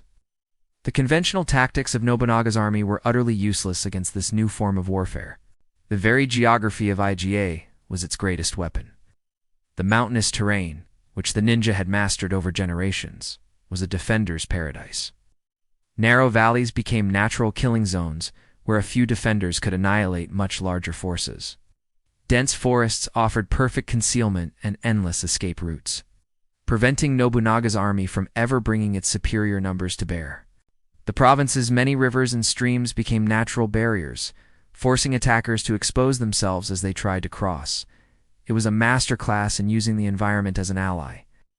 AJ's entire strategy was built on mobility and deception, not static defense. They didn't hole up in castles waiting for a siege. Instead, their strength was distributed across the landscape in small, highly mobile units. These groups could operate independently but stay coordinated through their sophisticated communication network. This allowed them to concentrate their forces and strike with overwhelming strength at critical moments, only to melt away before the enemy could retaliate. They refused to be drawn into a decisive, pitched battle where they knew they would lose. But the battle wasn't just physical. The ninja of IGA were masters of psychological warfare. They expertly used their reputation for supernatural abilities to sow fear and confusion. They conducted raids that seemed to defy logic, spreading carefully crafted rumors about their numbers, their locations, and their intentions. Nobunaga's forces were operating in an information vacuum. Local villagers fed them false leads, while real intelligence sources were the very phantoms striking them without warning. Trust evaporated and morale plummeted. The failure of Nobukatsu's invasion was a humiliation for the Oda clan. But it was also a valuable lesson for IGA. As the defeated army retreated, IGA operatives infiltrated their ranks. They gathered priceless intelligence on Nobunaga's military structure, his equipment, and his command style. They even salvaged abandoned weapons, studying the ODA's technology and adding it to their own arsenal.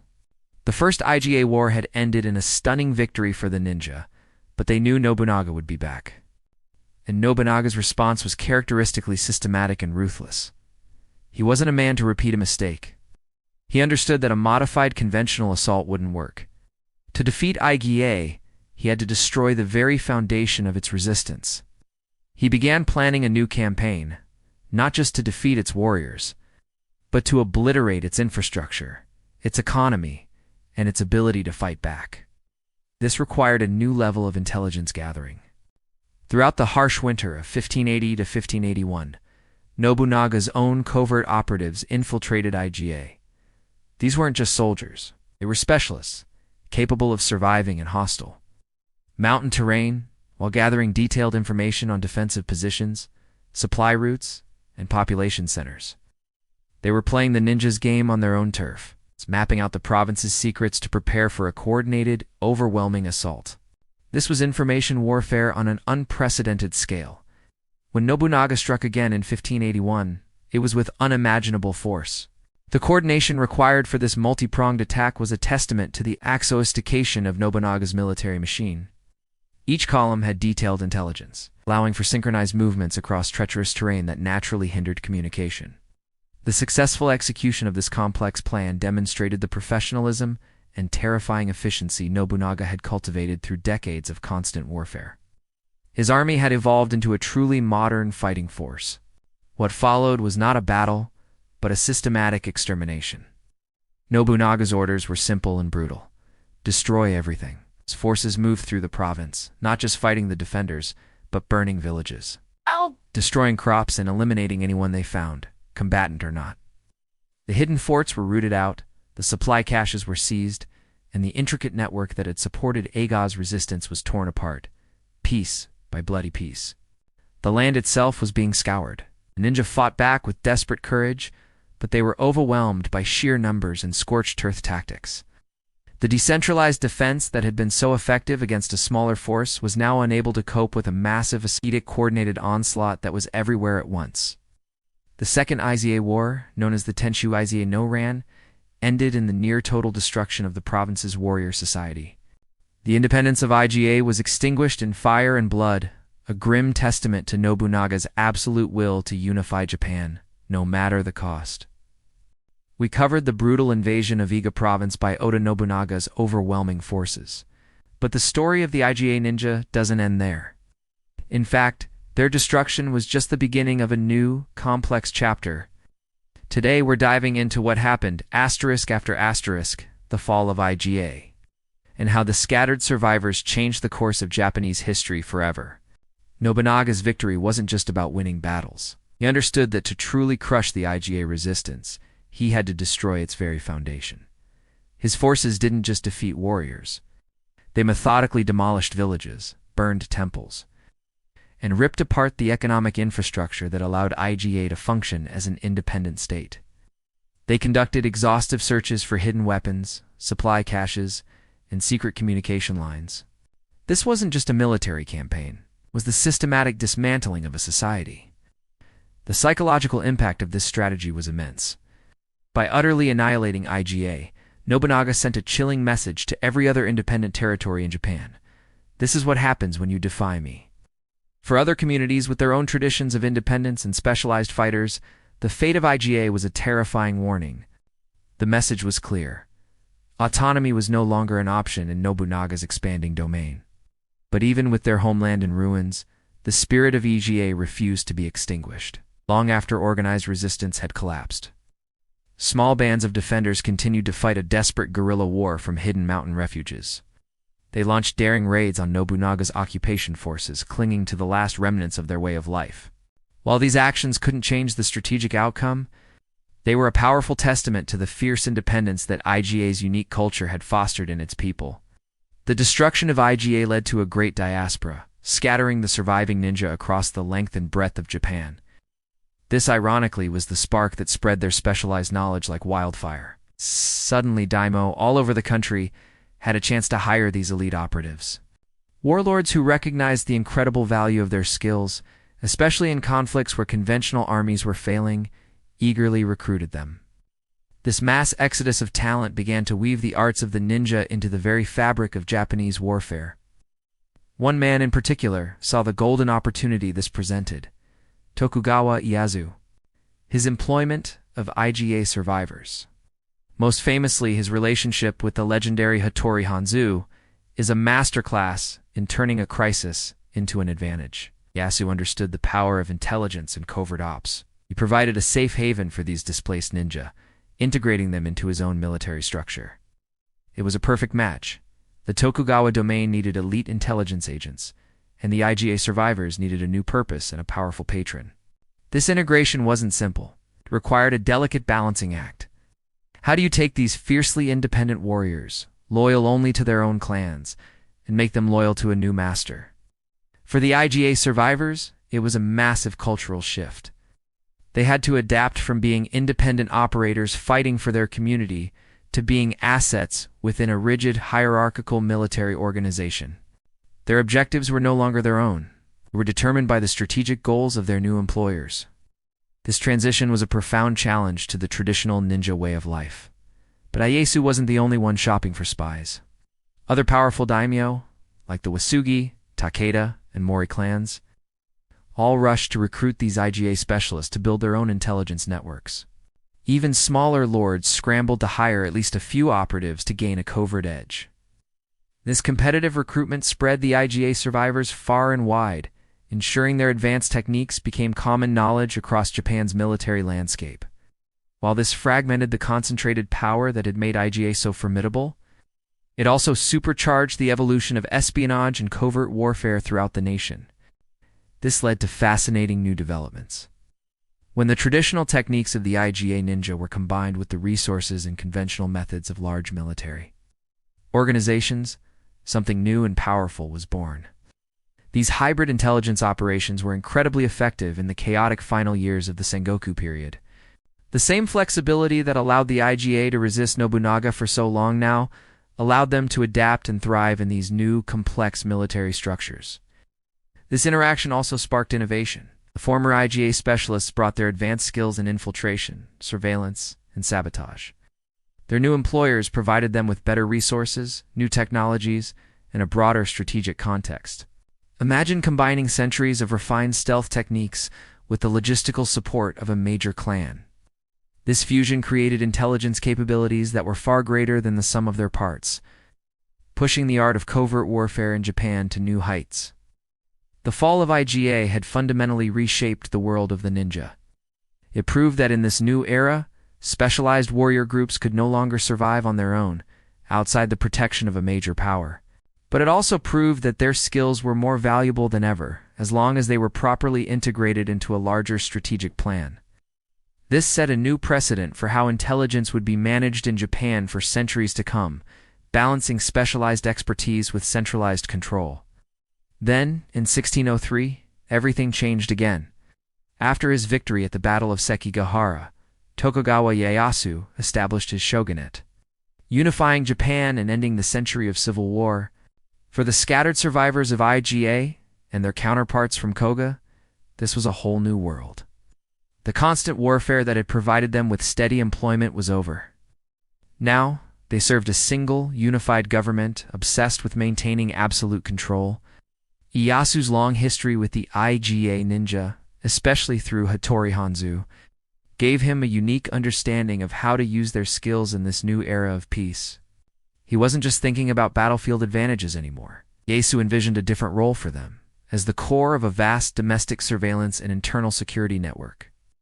Their new mission was to prevent any dissent or rebellion from ever taking root, ensuring the Tokugawa shogunate's grip on power remained unshakable. The ninja, once symbols of regional independence, were about to become the secret police of a unified state. What an incredible transformation, right? From independent warriors to scattered mercenaries, and finally to agents of a centralized government. The story of the IGA ninja is a powerful reminder of how adaptation and survival are the ultimate skills. But to uncover a far more fascinating story, how the ninja were tamed, transformed, and turned into the secret police of the mighty Tokugawa shogunate. This is the story of how warriors became bureaucrats and clans became cogs in a vast intelligence machine. When the Tokugawa clan finally unified Japan, ending centuries of civil war, they faced a new challenge. How do you keep the peace? How do you stop threats before they even begin? Their answer was revolutionary. They looked at the very people who had been masters of espionage and chaos. The ninja of IGA and Kogan decided to put them on the government payroll. This wasn't just about hiring mercenaries. It was a fundamental reinvention of what it meant to be a ninja. The shogunate needed to transform these independent, clan-based warriors into loyal civil servants, dedicated to the state's security. This massive restructuring began by dismantling the traditional clan system. Surviving IGA and Koga operatives were absorbed directly into the shogunal military. Instead of reporting to their clan elders, they now answered two trusted Tokugawa administrators. It was a delicate balancing act, preserve their unique, deadly skills, but ensure their absolute loyalty to the new regime. And the most powerful symbol of this new era was a man named Hattori Hanzo. Yes, that same Hattori Hanzo. His appointment as commander of the Edo Castle Guard was a masterstroke. His official residence was strategically placed near the western gate of the castle, a physical symbol of the ninja's new role as protectors of the shogun. That gate is still known today as Hanzomon, the Hanzo Gate, a permanent landmark in Tokyo, reminding everyone of how former enemies became the ultimate guardians of Tokugawa power. The Hattori clan's journey, from independent warriors to hereditary retainers of the shogun, mirrored the fate of ninja families across Japan. Loyalty to the clan was replaced by service to the state, and a ninja's worth was now measured by their contribution to the shogunate's objectives, not by ancient traditions. This institutionalization reached its peak with the creation of one of the most sophisticated intelligence agencies in pre-modern history, the Oniwaban. The name sounds quite peaceful, doesn't it? It translates roughly to garden keepers. This was classic Tokugawa subtlety, hiding a network of spies and secret agents behind the most harmless bureaucratic name possible. Initially formed as a palace guard to protect the shogun's immediate family, the Oniwaban quickly evolved into a sprawling intelligence organization tasked with monitoring any and all potential threats across the entire country. The Oniwaban's structure was genius. It was a hybrid model, blending the old with the new. Senior positions were reserved for the descendants of loyal Iga and Koga families' clans, whose allegiance to the Tokugawa had been proven over generations. This kept valuable, hereditary expertise at the top. But for the rank-and-file agents on the ground, recruitment was based purely on merit. It didn't matter what your family name was. If you had the talent, you were in. This ensured the organization was staffed with the most competent operatives, while its leadership remained unshakably loyal to the shogun. Becoming an Oniwaban agent was no easy task. Candidates went through an incredibly tough screening process. They weren't just looking for physical prowess, they were assessing psychological stability, moral character, and whether someone could be easily corrupted or blackmailed. The Tokugawa regime knew that the most dangerous weapon an agent has is their mind. Only the most promising recruits were accepted into training, where they learned a whole new set of skills. The era of battlefield sabotage was over.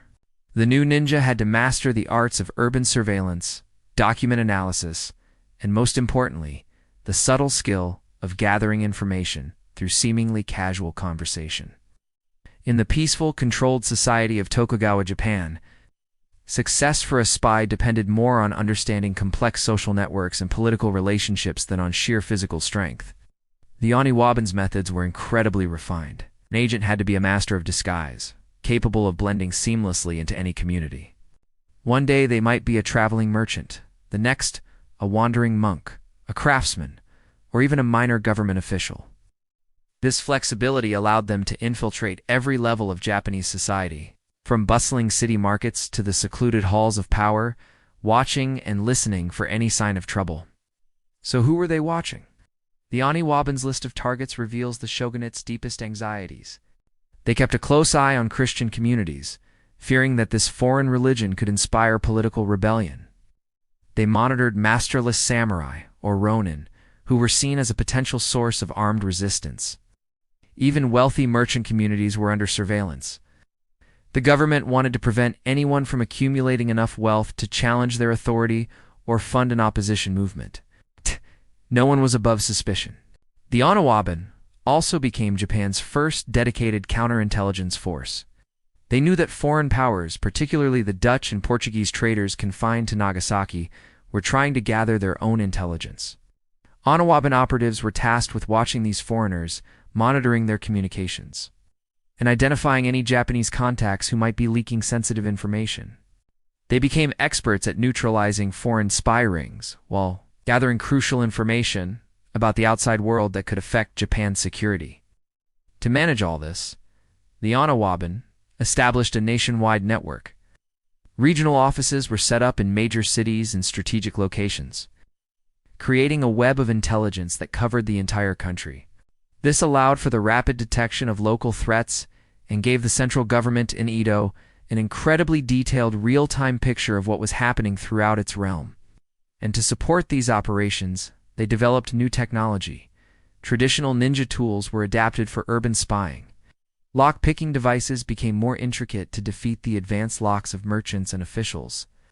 They even developed early optical instruments like telescopes for long-distance surveillance. Perhaps most impressively, they created sophisticated communication systems. To send information securely across vast distances, they used multi-layered coded messages.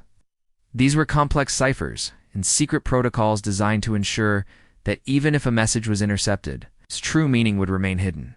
This combination of human intelligence, nationwide organization, and technological innovation made the Oniwaban an incredibly effective tool for maintaining Tokugawa rule for over 250 years. The age of the ninja warrior was over, but the age of the ninja spy had just begun. So, the next time you see a ninja in pop culture, remember the real story. Remember the Oniwaban, the garden keepers who were the eyes and ears of the shogun, proving that the most effective weapon isn't always a sword, but the information it protects. Imagine a world where the deadliest shadows become government employees. It sounds like a punchline, but for the legendary ninja of Japan, this was their reality. When the Tokugawa shogunate unified Japan in the early 1600s, the centuries of constant warfare that had made ninja indispensable suddenly vanished. Peace broke out, and the market for assassins and spies dried up. So, what happened to these masters of stealth and sabotage? Instead of fading into myth, many of the most famous ninja clans, like the IGA and Koga, were absorbed into the new government. The once independent warriors who sold their skills to the highest bidder now found themselves on a government payroll. Their new boss, the shogun himself, became the secret eyes and ears of the state, a clandestine intelligence agency known as the Unowaban.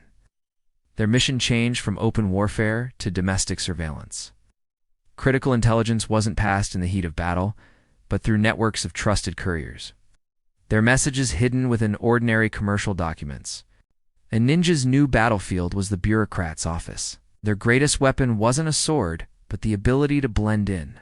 The famous Hattori clan, for example, transformed from fierce warriors into hereditary government retainers. They gained social status and a steady income, something unimaginable during the chaotic warring states period.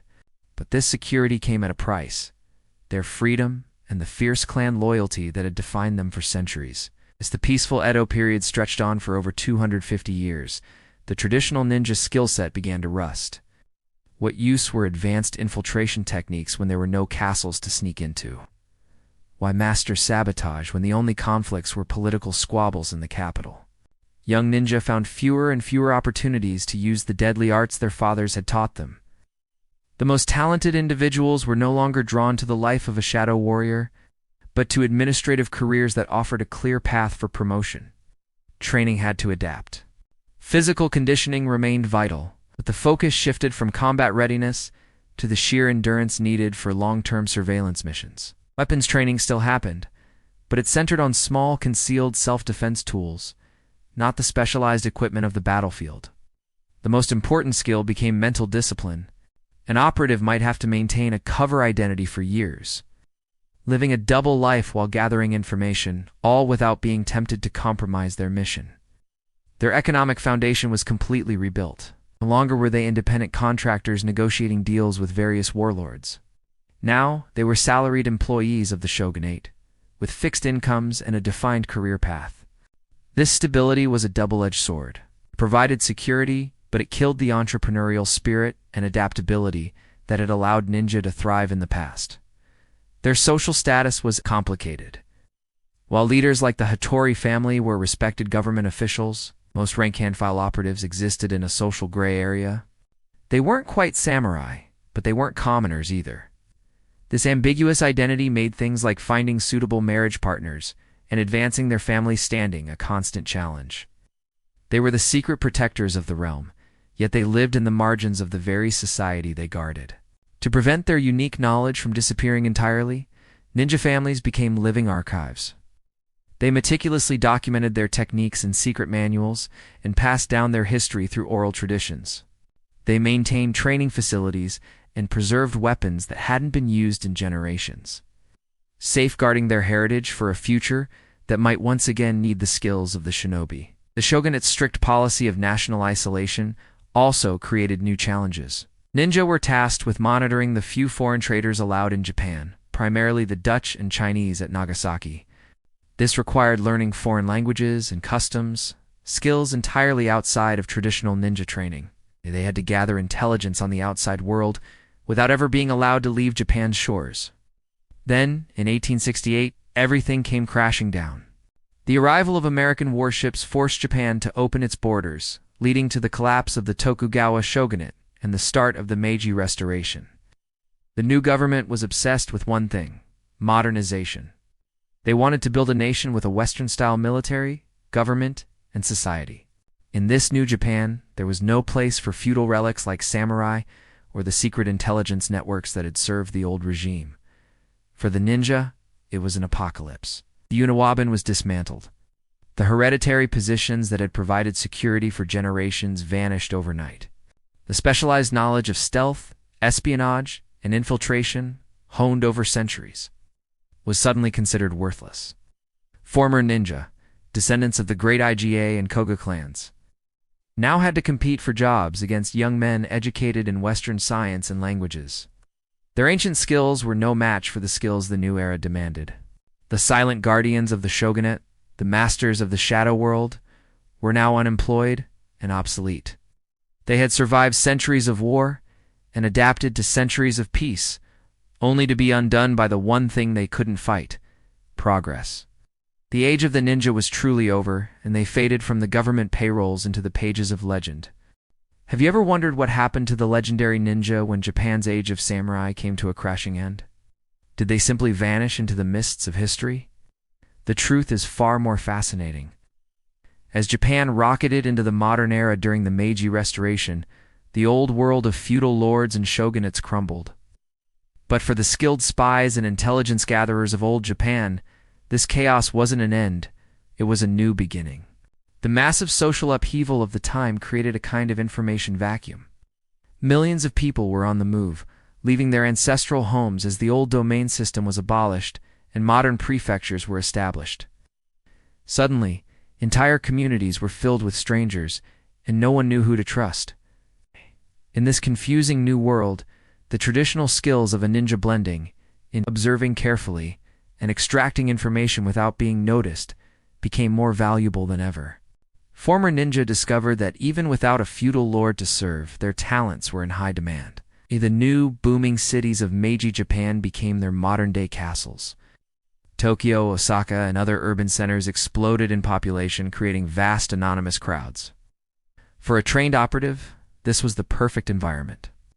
They could conduct surveillance operations with a freedom they never had in the small, tight-knit villages of the Edo period. The complexity of city life offered endless possibilities for cover identities. A former ninja could be a merchant, a laborer, or a student, moving freely through different social circles, all while gathering intelligence for new clients, whether it was the government or a private enterprise. Interestingly, when the Meiji government first tried to build a modern military and police force, they ran into problems. They hired European advisors and copied Western procedures, but these models weren't a perfect fit for Japan. They were great for conventional battles and routine patrols, but they couldn't handle the unique challenges of a society in rapid transformation. Old loyalties and secret networks persisted, operating in ways that Western-style law enforcement simply couldn't comprehend. This gap created a golden opportunity for those who possessed a deep, intrinsic understanding of Japanese society and the subtle arts of covert operations. The establishment of the Tokyo Metropolitan Police in 1874 was a major turning point. The new police force was tasked with monitoring political dissidents who were using traditional, secretive methods to organize. Who better to counter these groups than individuals who knew their methods inside and out? Former operatives from groups like the Oniwaban, the shogun's elite intelligence agency, were a perfect fit. They had the cultural knowledge and technical skills to infiltrate these networks, making them indispensable assets for maintaining order during a very turbulent time. The detective divisions of the new police forces became a natural home for many former ninja. The job description was practically a carbon copy of their old one. Conduct long-term surveillance, gather information through careful observation and questioning, and maintain a believable cover story while investigating crimes. For these skilled individuals, transitioning from being a spy for the shogunate to a detective for the modern police was a logical career move. It allowed them to use their unique talents in a legitimate, respected profession, adapting their ancient craft to the new age of law and order. This fusion of old and new was incredibly effective. Former ninja brought a sophisticated understanding of how to track people through crowded city streets, conduct surveillance without being seen, and get information from even the most reluctant witnesses. When you combine these traditional skills with modern forensic techniques and legal procedures imported from the West, you get a hybrid investigative force that was far more capable than either system would have been on its own. They were solving crimes in ways that were uniquely Japanese, blending centuries of tradition with the cutting edge of modern science. It wasn't just the police that recognized their value. Japan's modern military intelligence was practically built on the expertise of individuals with ninja backgrounds. The new army and navy needed people who could gather intel on foreign militaries, while also keeping an eye on potential threats at home. Former ninja had the perfect skill set. Their deep familiarity with Japanese society gave them an edge that no Western-trained officer could ever hope to match. To formalize this, military intelligence schools were established in the 1870s and 80s. These schools created training programs that were a brilliant blend of old and new. They hired instructors from diverse backgrounds, including former Onawaban agents, to teach traditional covert techniques, alongside Western-educated officers who taught modern military science. The result was a new breed of intelligence, Officer One who understood both the classical Japanese art of information warfare and the modern technologies that were revolutionizing conflict around the globe. As Japan's ambitions on the world stage grew, so did its need for intelligence. During the 1870s, military planners set their sights on Korea, and they desperately needed information about the political situation, military strength, and economic resources there. This called for systematic reconnaissance missions, and again, former ninja were the perfect candidates. They possessed the ability to operate independently in foreign territory, create convincing cover identities, and navigate unfamiliar cultures without raising suspicion. The chaotic political landscape of late 19th century Korea proved to be an ideal playground for applying these traditional ninja techniques.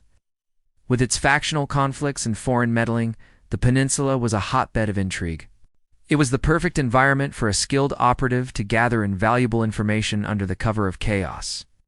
Japanese agents with ninja training were remarkably effective at penetrating Korean political circles and gathering intelligence on Chinese and Russian activities, which was crucial for Japan's strategic interests. The success of these operations in Korea emboldened the Japanese military. They began expanding similar intelligence networks throughout East Asia, in places like China and Manchuria. These networks relied heavily on personnel with ninja backgrounds who proved adept at adapting their skills to international espionage. This was a whole new level of challenge. It required learning foreign languages, understanding different cultures, and maintaining cover stories in environments that were a world away from Japan. This integration into Japan's expanding imperial intelligence apparatus was the final evolution of the ninja, where their ancestors had operated almost exclusively within Japan. This new generation of operatives found themselves working across the globe. The professional world expanded beyond anything their predecessors could have imagined. They had to constantly learn and adapt, transforming their ancient craft to meet the demands of a new and ever-changing world. So, the ninja didn't disappear. They simply evolved, becoming the silent, unseen architects of modern Japan's rise to power. Ever wonder what happened to the real ninjas? Did they just vanish into the mists of history? Not exactly. Their story took a fascinating turn as Japan rocketed into the modern age. Forget the black-clad assassins of movie legend for a moment. We're diving into the untold story of how the shinobi, the real-life intelligence operatives of feudal Japan, adapted to a world of steam engines, telegraphs, and global politics. When Japan threw open its doors during the Meiji Restoration in the late 19th century, it wasn't just about samurai adopting Western suits. It was a complete overhaul of the nation, and that included its intelligence services. The old ways of the ninja stealth, disguise, and gathering secrets were suddenly more valuable than ever. But they needed a modern upgrade. The Japanese government, eager to compete with Western powers, established consulates and businesses across East Asia, and who better to staff these outposts than individuals with a background in espionage? These former ninja found new life under official cover. Posing as diplomats, merchants, or technical advisors, they could travel freely and make diverse contacts. Their legitimate business activities provided the perfect explanation for their movements, allowing them to survey foreign military bases, analyze political climates, and assess economic conditions, all vital for Japan's strategic planning. They were ghosts in the new machine of international diplomacy and commerce. But the world they were spying on had changed dramatically. The traditional ninja toolkit couldn't decipher the secrets of modern warfare alone. New firearms, powerful artillery, and steel-hulled warships required a level of technical knowledge far beyond sword fighting and silent movement. Suddenly, understanding industrial capacity, railway networks, and economic supply chains became just as critical as knowing a castle's secret passages. So, the ninja had to become students again. They learned engineering, economics, and modern military strategy, blending these new skills with their timeless arts of deception and infiltration. It was a fusion of the ancient and the cutting edge. One of the biggest game changers was communication. The telegraph and modern postal systems were a double-edged sword. Information could now be sent across vast distances in an instant, allowing for complex, coordinated intelligence networks. But this also created a new vulnerability: interception. These modern ninja had to become masters of this new domain. They learned to exploit telegraphs for their own rapid communication while simultaneously developing codes, ciphers, and countermeasures to protect their secrets from the prying eyes and ears of foreign intelligence agencies. They were the original hackers, in a sense, navigating the world's first information superhighways. And it wasn't just military and political secrets they were after. The rise of a modern society in Japan created a whole new landscape of information. Newspapers, magazines, and books were suddenly everywhere. Public opinion was becoming a force to be reckoned with. To understand the nation's own domestic developments and those abroad, intelligence operatives needed to sift through this mountain of print. The ninja, once experts at reading people, became experts at reading documents. They developed new skills in media monitoring and analysis, complementing their traditional human intelligence gathering. They learned to feel the pulse of society not just in whispered conversations, but in the bold headlines of the daily news. Then came the camera. This revolutionary device offered a way to capture and preserve information with perfect accuracy, a massive leap from relying on memory and sketches. Former ninja learned to use cameras and other recording devices, mastering the art of concealing them for covert operations. The same person skilled in silent movement now had to figure out how to hide a bulky, early-model camera. This new technology greatly enhanced their effectiveness, but also brought new risks. A single discovered photograph could blow an entire operation, making counter-espionage more sophisticated and the stakes higher than ever before. Even Japan's education boom presented a new challenge. As literacy spread and schools and libraries popped up, information became harder to control. The old days of secrets being kept within small, exclusive circles were over. This more open information environment meant that state secrets were more vulnerable, but it also provided new avenues for intelligence gathering. Operatives could now learn about social conditions and political attitudes by studying what people were reading and learning. The key, they had to adapt their methods. Learning how to monitor and even influence public opinion in this new, more democratic landscape of knowledge. Modern finance also became a new battlefield. Complex world of banking and international commerce created new targets for espionage and new covers for spies. Financial transactions and business relationships offered legitimate-sounding reasons for the extensive travel and foreign contacts that intelligence work demanded. Former ninja learned to navigate these intricate economic networks, using commercial activities as a seamless cover for their true purpose. The global marketplace became their new shadow world. But while the real ninja were adapting to this new world, a different kind of ninja was being born in the public imagination. The Meiji period was a time of huge cultural change, and Japan was searching for its own modern identity. Writers and playwrights, looking for uniquely Japanese stories, discovered the ninja. These tales of loyalty, sacrifice, secret warfare were perfect for a nation grappling with tradition versus modernity. Popular literature and theater began to mythologize ninja history, creating the larger-than-life figures we know today. These early fictional portrayals often emphasized supernatural abilities and dramatic fights, which were far more exciting for audiences than the patient, meticulous work of real intelligence gathering. The commercial success of these stories fueled a demand for more. Publishers and producers pushed for even more exaggerated tales, and soon, the lines between historical fact and dramatic fiction began to blur. The ninja of popular culture became masters of magic and impossible physical feats, a far cry from the real operatives who relied on subtlety and intellect. This mythology took on a life of its own, shaping how the world would see ninja for the next 100 years. This growing public fascination with a fantasy version of the ninja created a strange problem for the real ones. How do you remain invisible when everyone is looking for you? The very stereotypes that made ninja famous in stories made the work of actual operatives harder. Their anonymity, their most crucial tool, was being eroded by their own fame. It became easier for enemy counterintelligence to spot potential agents, simply by looking for people who fit the now popular, and often inaccurate, ninja profile. When Emperor Meiji died in 1912, it marked the end of this frantic era of modernization. The following Taisho period was a time of cultural flowering in Japan.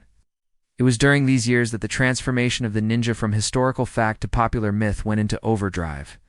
Mass media, especially popular magazines, brought serialized ninja adventure stories to a national audience.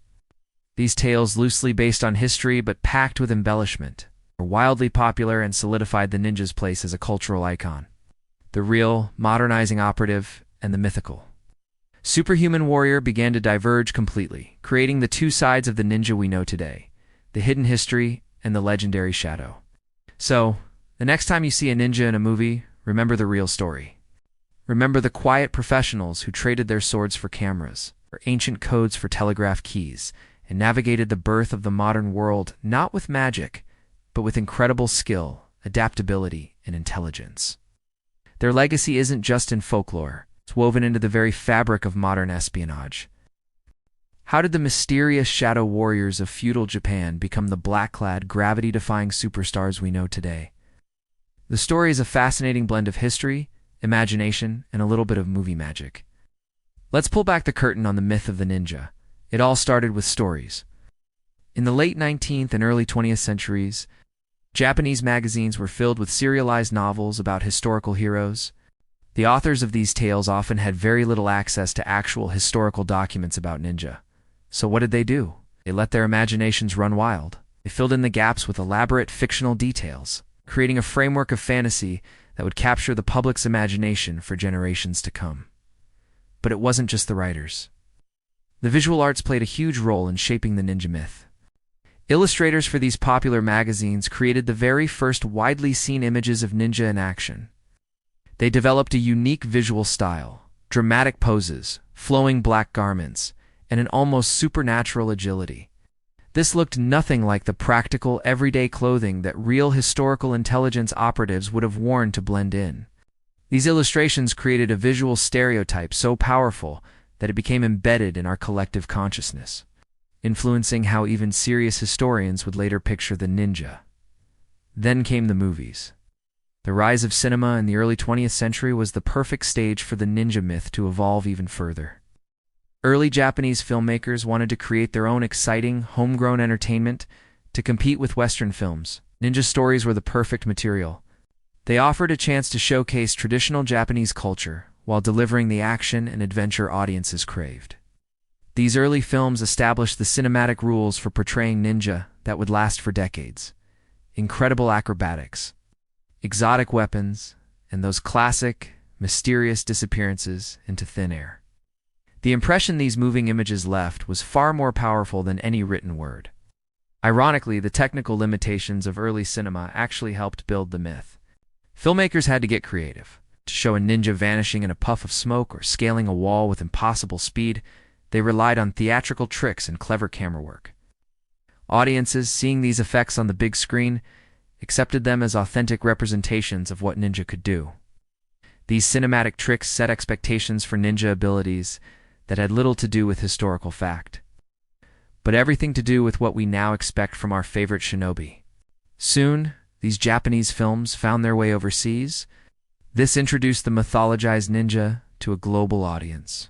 People who had no context to separate historical fact from cinematic fiction. Western viewers were already fascinated by the idea of Oriental mysticism and martial arts, so they embraced the ninja enthusiastically. They were completely unaware of the complex history behind these fictionalized characters. This international success created a demand for even more spectacular and unrealistic ninja action, pushing filmmakers to double down on the fantasy to please foreign audiences. Back in Japan, the political climate of the 1930s added another layer to the story. With the rise of militarism, the government saw a use for ninja stories. Propaganda officials realized they could use these tales to promote traditional Japanese values like loyalty and martial spirit.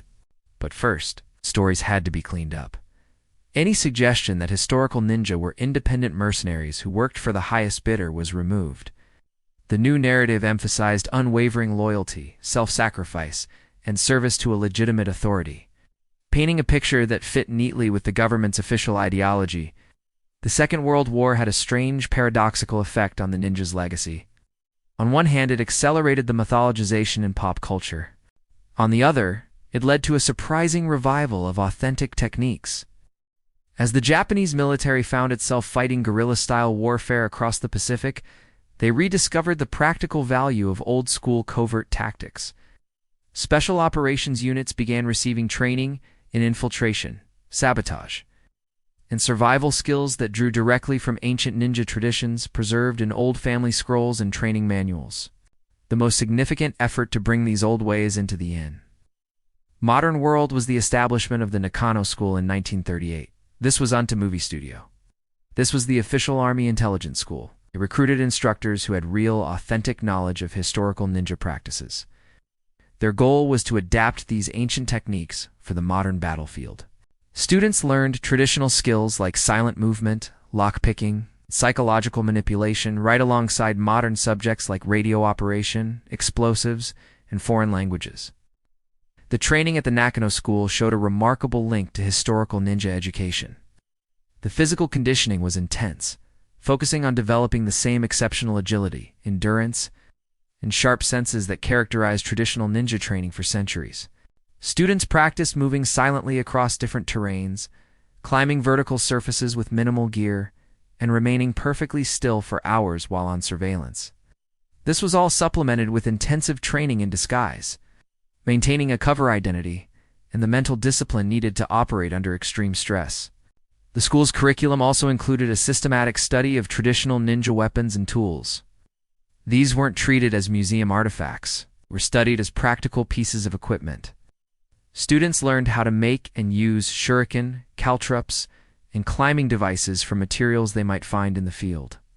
They also trained with traditional blades, which could be silent alternatives to firearms when noise was a concern. This proved that many historical ninja tools were still tactically valuable, even on a 20th century battlefield. The intelligence-gathering methods taught at Nakano were also drawn directly from historical ninja organizations. Students learned how to conduct systematic surveillance while maintaining a believable cover identity. They practiced extracting information not through force, but through psychological manipulation. Developing a keen ability to read people and exploit their emotional vulnerabilities, a core skill of the historical ninja. The school also focused heavily on psychological warfare and propaganda. Building on the foundation laid by historical ninja who understood that winning hearts and minds was just as important as winning battles, students learned to create and spread disinformation to confuse the enemy, while gathering intelligence on their psychological weaknesses. This required a deep understanding of human nature and social dynamics, skills that have been central to the art of ninjutsu for centuries. So from the battlefields of feudal Japan to the silver screens of Hollywood, and back to the secret training grounds of World War II, the story of the ninja is far more complex and fascinating than most of us ever imagined. It's a tale of how history becomes legend, and how legend can sometimes circle back to reveal a hidden truth. Have you ever wondered how the silent, black-clad assassins of movies and anime came to be? The story of the real ninja is far more fascinating than fiction, and it's a tale of how wartime secrets became global entertainment. Let's trace this incredible transformation. Our story begins not in feudal Japan, but in the crucible of World War II, at a place called the Nakano School. This wasn't your average military academy. Here, Japan's top intelligence officers studied the ancient arts of the ninja not for mystical powers, but for practical modern warfare. They learned stealth, deception, and how to manipulate social networks. Skills that were just as deadly in the 1940s as they were in the 1500s. Graduates of Nakano were deployed across the Pacific. They weren't supernatural warriors. They were spies and saboteurs. They organized resistance movements, gathered critical intelligence behind enemy lines, and disrupted Allied supply chains. Their missions required the core ninja skills, operating alone in hostile territory. maintaining a flawless cover and achieving objectives through cunning, not just force. For the first time, the effectiveness of these ancient techniques in a modern conflict was systematically documented. After-action reports detailed successful infiltrations of heavily guarded bases and sabotage missions that achieved strategic goals with minimal resources. It was concrete proof the ninja's art was still relevant. But then, the war ended. Japan's surrender and the subsequent American occupation created a perfect storm that both erased and mythologized the ninja. As Japanese forces retreated, they destroyed countless military records, including those from the Nakano School, to keep them from Allied hands. The special operations units were disbanded, and its trained operatives scattered, their unique knowledge now isolated and without a home. The new pacifist Japan had no place for its old spies and saboteurs. The government's reforms discouraged any talk of Japan's militaristic past, and the heroes of Nakano were forced into silence. This silence created a vacuum. With no one left to tell the true story, popular culture rushed in to fill the void with fantasy. The real, practical spies were slowly replaced by the black-clad, superhuman assassins we know today. It wasn't until the 1950s and 60s that the first real effort to uncover the truth began. A new wave of Japanese historians, like Akuzi Hashikiro, started digging through what was left of the archives. They weren't looking for magic. They were looking for facts. Their research painted a very different picture. The historical ninja was more of an intelligence professional than a mystical warrior, a master of information, not sorcery. But these scholars faced immense challenges. So much had been destroyed during the war. They had to piece together the story from fragments, vague mentions in military records, old family documents, and even the architecture of castles, which hinted at the very real obstacles ninja were trained to overcome. The full picture remained elusive, making it hard for dry academic facts to compete with exciting fictional tales. Adding to the difficulty, the few remaining families who held authentic ninja traditions were deeply secretive. For generations, their knowledge had been a closely guarded secret, passed down with a sacred trust. They were suspicious of outsiders, especially academics who might publish their secrets for the world to see. Much of the genuine knowledge remained locked away, hidden from historical inquiry. Then, a breakthrough. In the 1960s and 70s, scholars like Naoya Yumio, who was both an academic and a martial artist, began to bridge this gap. He didn't just study scrolls, practice the techniques. His work demonstrated that you could study and preserve these skills respectfully, without turning them into a cheap spectacle. He started connecting the dots between academic research and the living traditions. Just as this serious research was gaining ground, the world went crazy for martial arts. The international success of Bruce Lee's films created a massive appetite for new and exotic fighting styles. Karate and judo were becoming mainstream, and the world wanted something different. The mysterious, stealthy ninja, with their unconventional weapons, was the perfect fit. This was the start of the commercialization boom. Entrepreneurs saw an opportunity, and in the 1970s, ninja schools popped up everywhere. They promised to teach authentic ancient techniques, but what they often sold was a simplified, flashy version designed for entertainment. The focus shifted to acrobatics and weapons, while the most important parts of the intelligence gathering. The psychology, the deep cultural understanding were left behind.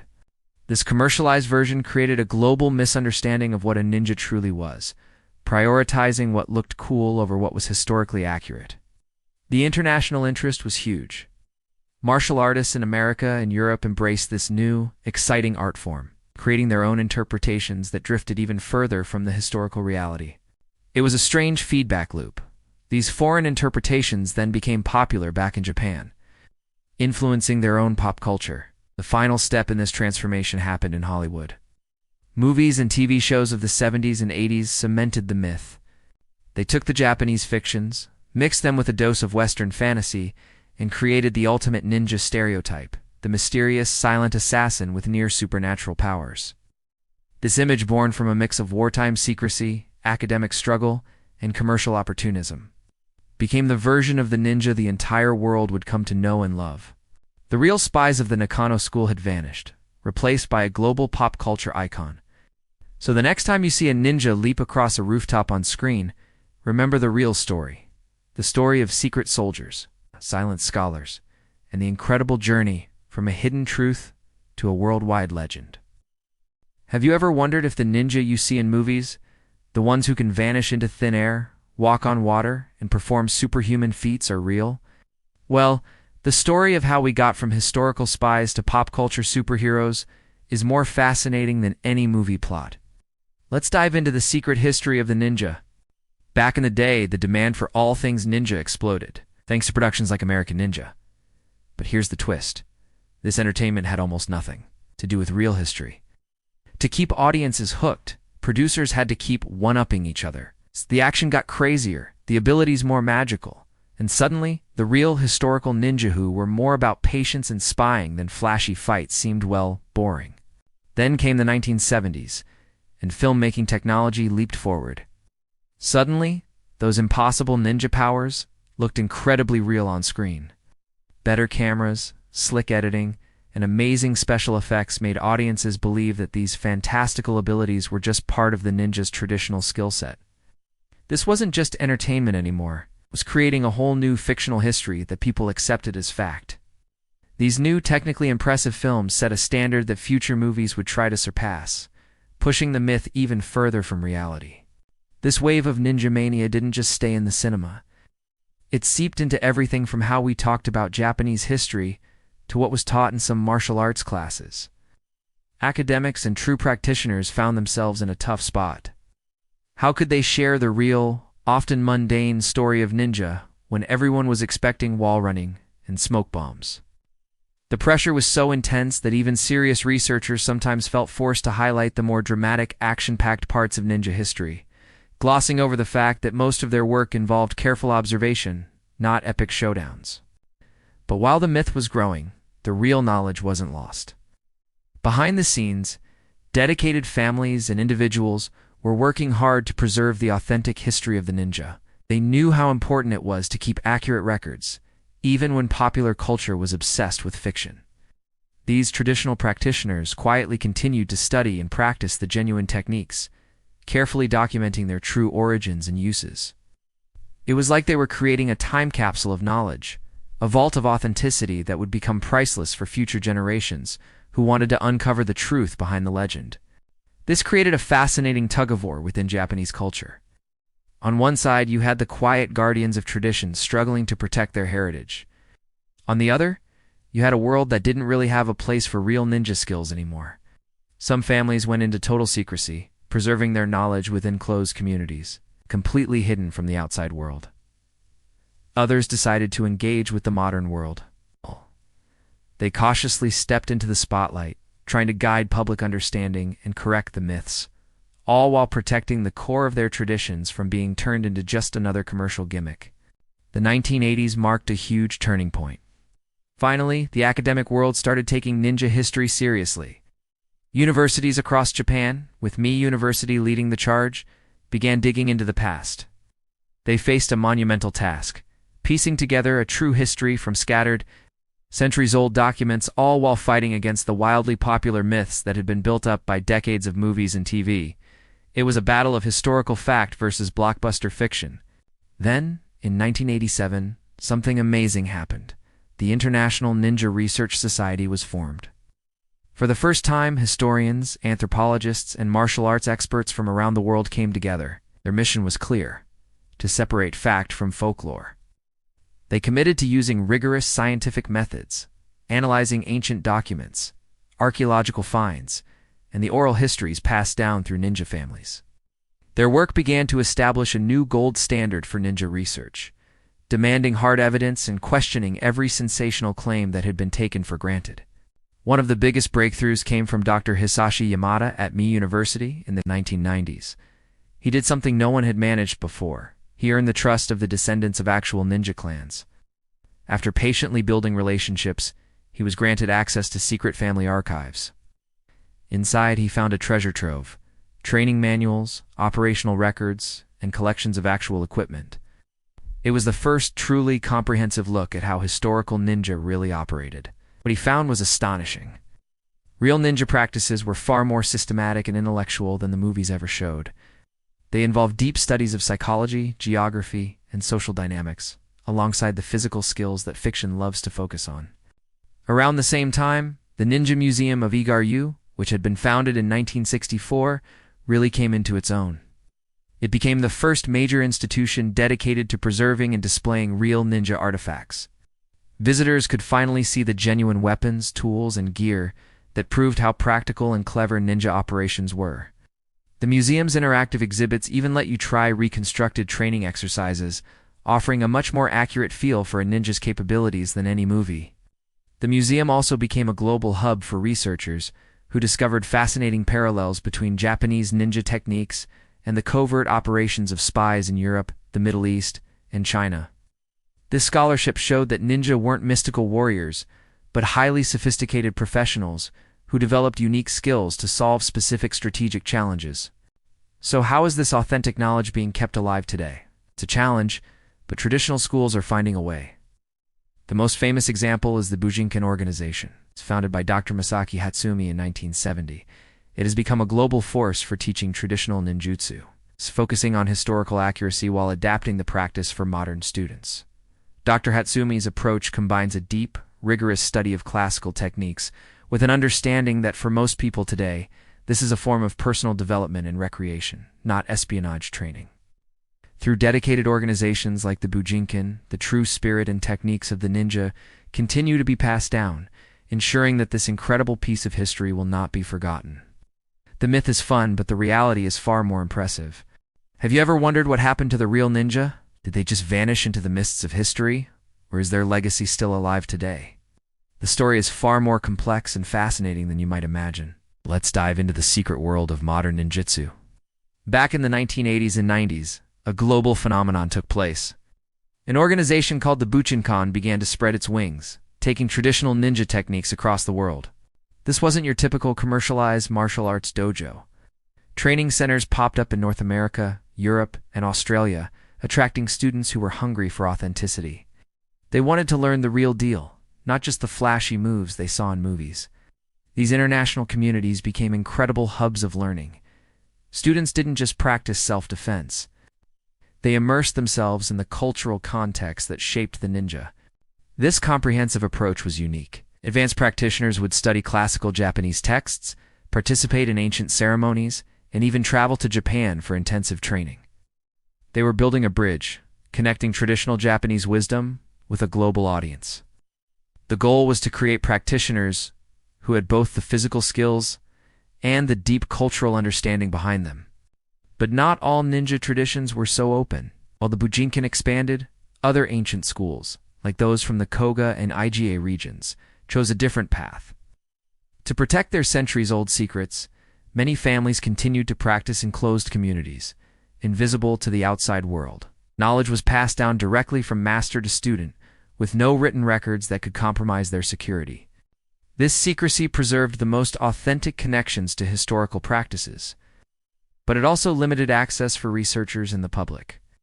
This created a fascinating debate within these traditional communities.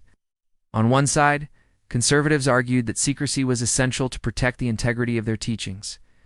On the other, progressive voices believed that sharing their knowledge was the only way to ensure its survival, especially as modern life began to weaken traditional family structures. It was a classic clash between preserving tradition and adapting to a changing world. How much should they reveal, and at what cost? Just as this debate was unfolding, the global martial arts boom exploded. Suddenly, ninja was a hot commodity. Schools all over the world started offering ninja training, but it was often a watered-down version. They focused on the physical conditioning and cool weapons, but completely ignored the crucial skills of intelligence gathering, psychological tactics, and cultural knowledge that made historical ninja so effective. This commercialization created a lot of confusion about what a ninja truly was. Even while the revenue it generated ironically helped fund some legitimate preservation efforts. These new international ninjutsu communities were a mixed bag. Some stayed true to their Japanese roots, prioritizing historical accuracy. Others got creative, blending traditional techniques with elements from other martial arts, or even inventing new moves that had little to do with historical ninja. You had a whole spectrum, from meticulously preserved traditions to completely modernized systems that were ninja in name only. It was a wild and exciting time, but also a confusing one for anyone seeking the authentic path. To bring some order to the chaos, governing bodies like the World Ninjutsu Federation were established. Their mission was to create standards for instructors and promote historical accuracy, but it was an uphill battle. The commercial pressure to offer simple, flashy training programs was immense, often overshadowing the deeper, more comprehensive study of traditional techniques and culture. The fight for authenticity was on. Then came a game changer: the internet. In the 1990s, online forums and websites revolutionized how ninja knowledge was shared. Practitioners from different corners of the globe could suddenly connect, share training tips, and even get guidance from masters in Japan. It was a digital dojo that broke down geographical barriers. However, this democratization of information had a dark side. It became easy for unqualified people to pose as experts, spreading inaccurate or completely fictional information that confused students and fueled popular myths. And speaking of myths, Hollywood was having a field day. The 80s and 90s gave us the American Ninja series and, of course, the Teenage Mutant Ninja Turtles. These films, with their spectacular special effects, created an image of the ninja that had almost no connection to historical reality. They were wildly successful, but they also cemented powerful misconceptions in the public mind. Suddenly, the quiet, patient work of a real intelligence operative seemed boring compared to the backflipping, shuriken-throwing heroes on screen. It wasn't just Hollywood. Japanese filmmakers also leaned into the fantasy. Anime like Ninja Scroll and various TV series created their own mythology, emphasizing supernatural powers and exotic weapons over the more mundane reality of historical espionage. A feedback loop was created where fiction became more familiar and accessible to people than actual history, influencing how even Japanese audiences understood their own cultural heritage. The impact of the entertainment industry was profound. It didn't just misrepresent ninja, it systematically distorted historical understanding. Popular culture's hunger for drama and supernatural action influenced everything. Even some historians began to focus more on violent conflicts and exotic techniques in their research because the patient, careful work of intelligence gathering just wasn't as marketable. The line between fact and fiction was becoming dangerously blurred. So how do we find the truth today? Modern scholars and dedicated practitioners are fighting back. They're developing sophisticated ways to engage with pop culture while fiercely protecting scholarly integrity.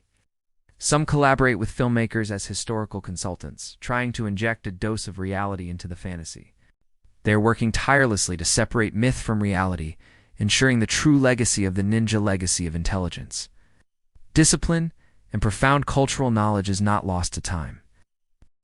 Have you ever wondered who the real ninja were, beyond the black-clad assassins of movies and video games? The truth is far more fascinating. For centuries, the authentic history of the ninja was obscured, first by the secrecy of the ninja clans themselves, and later by a wave of sensational fiction. But as Japan modernized, a quiet battle for their true legacy began.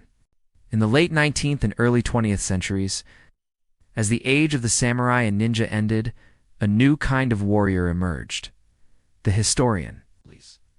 By the members of the Bugai Ryuha Daiten project, embarked on an epic quest.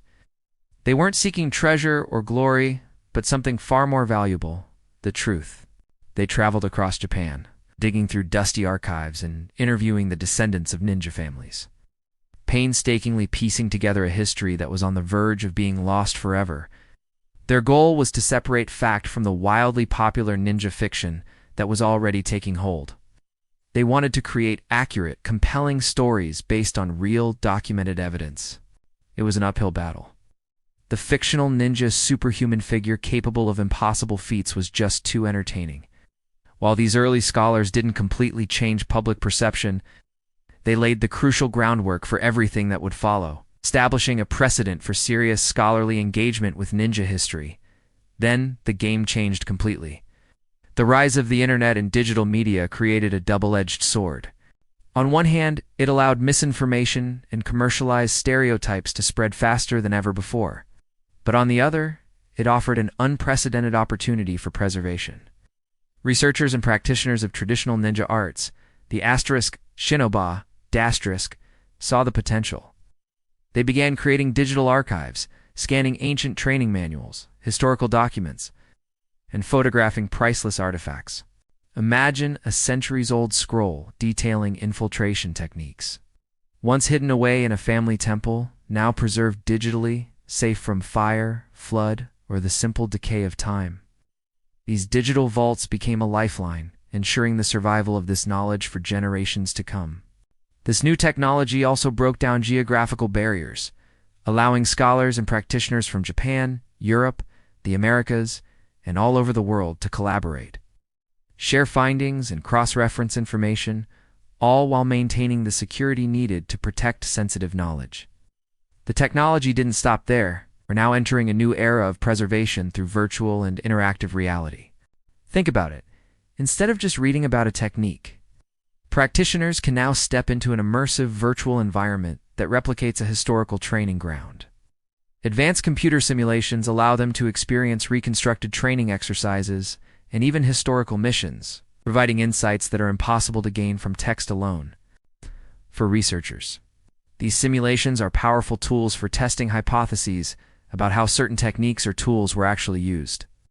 It's a way of bringing history to life, preserving not just the information, but the experience of the knowledge. To formalize this global effort, international academic conferences dedicated to ninja studies were established. These weren't your typical stuffy academic meetings. They brought together a dynamic mix of people: historians, anthropologists, martial artists, and cultural preservationists. What united them was a shared commitment to understanding the ninja through rigorous, evidence-based analysis. These conferences became the heart of a global network, fostering collaboration and setting high scholarly standards to push back against the tide of misinformation. They created a united front for solving the complex puzzle of ninja history. But the challenge is far from over. The immense popularity of ninja in entertainment creates constant pressure. Publishers, filmmakers, and even some martial arts schools find it more profitable to sell the fantasy than the reality. They emphasize the dramatic gravity-defying action while ignoring the deep historical and cultural context. This commercial pressure can even affect legitimate preservation efforts, creating an expectation that even educational content has to be as flashy and exciting as a Hollywood blockbuster. Adding to this urgency is a painful human element: the aging of the last generation of traditional masters. For centuries, ninja knowledge was passed down within families, from parent to child. But as modern life changed, these chains of transmission began to weaken. Many families who had guarded their unique traditions for generations faced the heartbreaking prospect that their legacy would disappear with them. This ticking clock has encouraged some of these once secretive families to open up, collaborating with researchers and academic institutions to document and preserve their teachings before it's too late. Interestingly, the value of authentic ninja knowledge has found a new, very modern application. Military and law enforcement agencies around the world have begun studying traditional ninja methods. They're not looking for movie magic. They're looking for practical insights into reconnaissance, special operations, and intelligence gathering. This has provided a form of practical validation for these ancient techniques, proving their effectiveness in a high-stakes professional context that values results over entertainment. This has, in turn, created new avenues for preserving and even developing these authentic skills. So, the legacy of the ninja today is a complex tapestry woven from threads of historical reality, dedicated preservation, commercial exploitation, and ongoing myth. The tension between accuracy and entertainment is likely here to stay. But thanks to the solid foundations built by serious scholars and the unwavering commitment of practitioners, future generations will have access to the authentic knowledge. They'll be able to understand the ninja, not as cartoon characters, but as the remarkable intelligence and security specialists they truly were. The story of the ninja is more than just a history lesson. It's a reflection of how we, as a society, remember our past. It shows the incredible resilience of cultural traditions and the immense power of media to shape our understanding. In our modern, interconnected world, where information is instant but truth can be hard to find, the ongoing quest for the real ninja is more relevant than ever. Thank you so much for joining me on this journey into the real world of the ninja. If you found this interesting, please hit that like button, subscribe to the channel, and ring the bell so you don't miss our next exploration into the hidden corners of history. See you next time.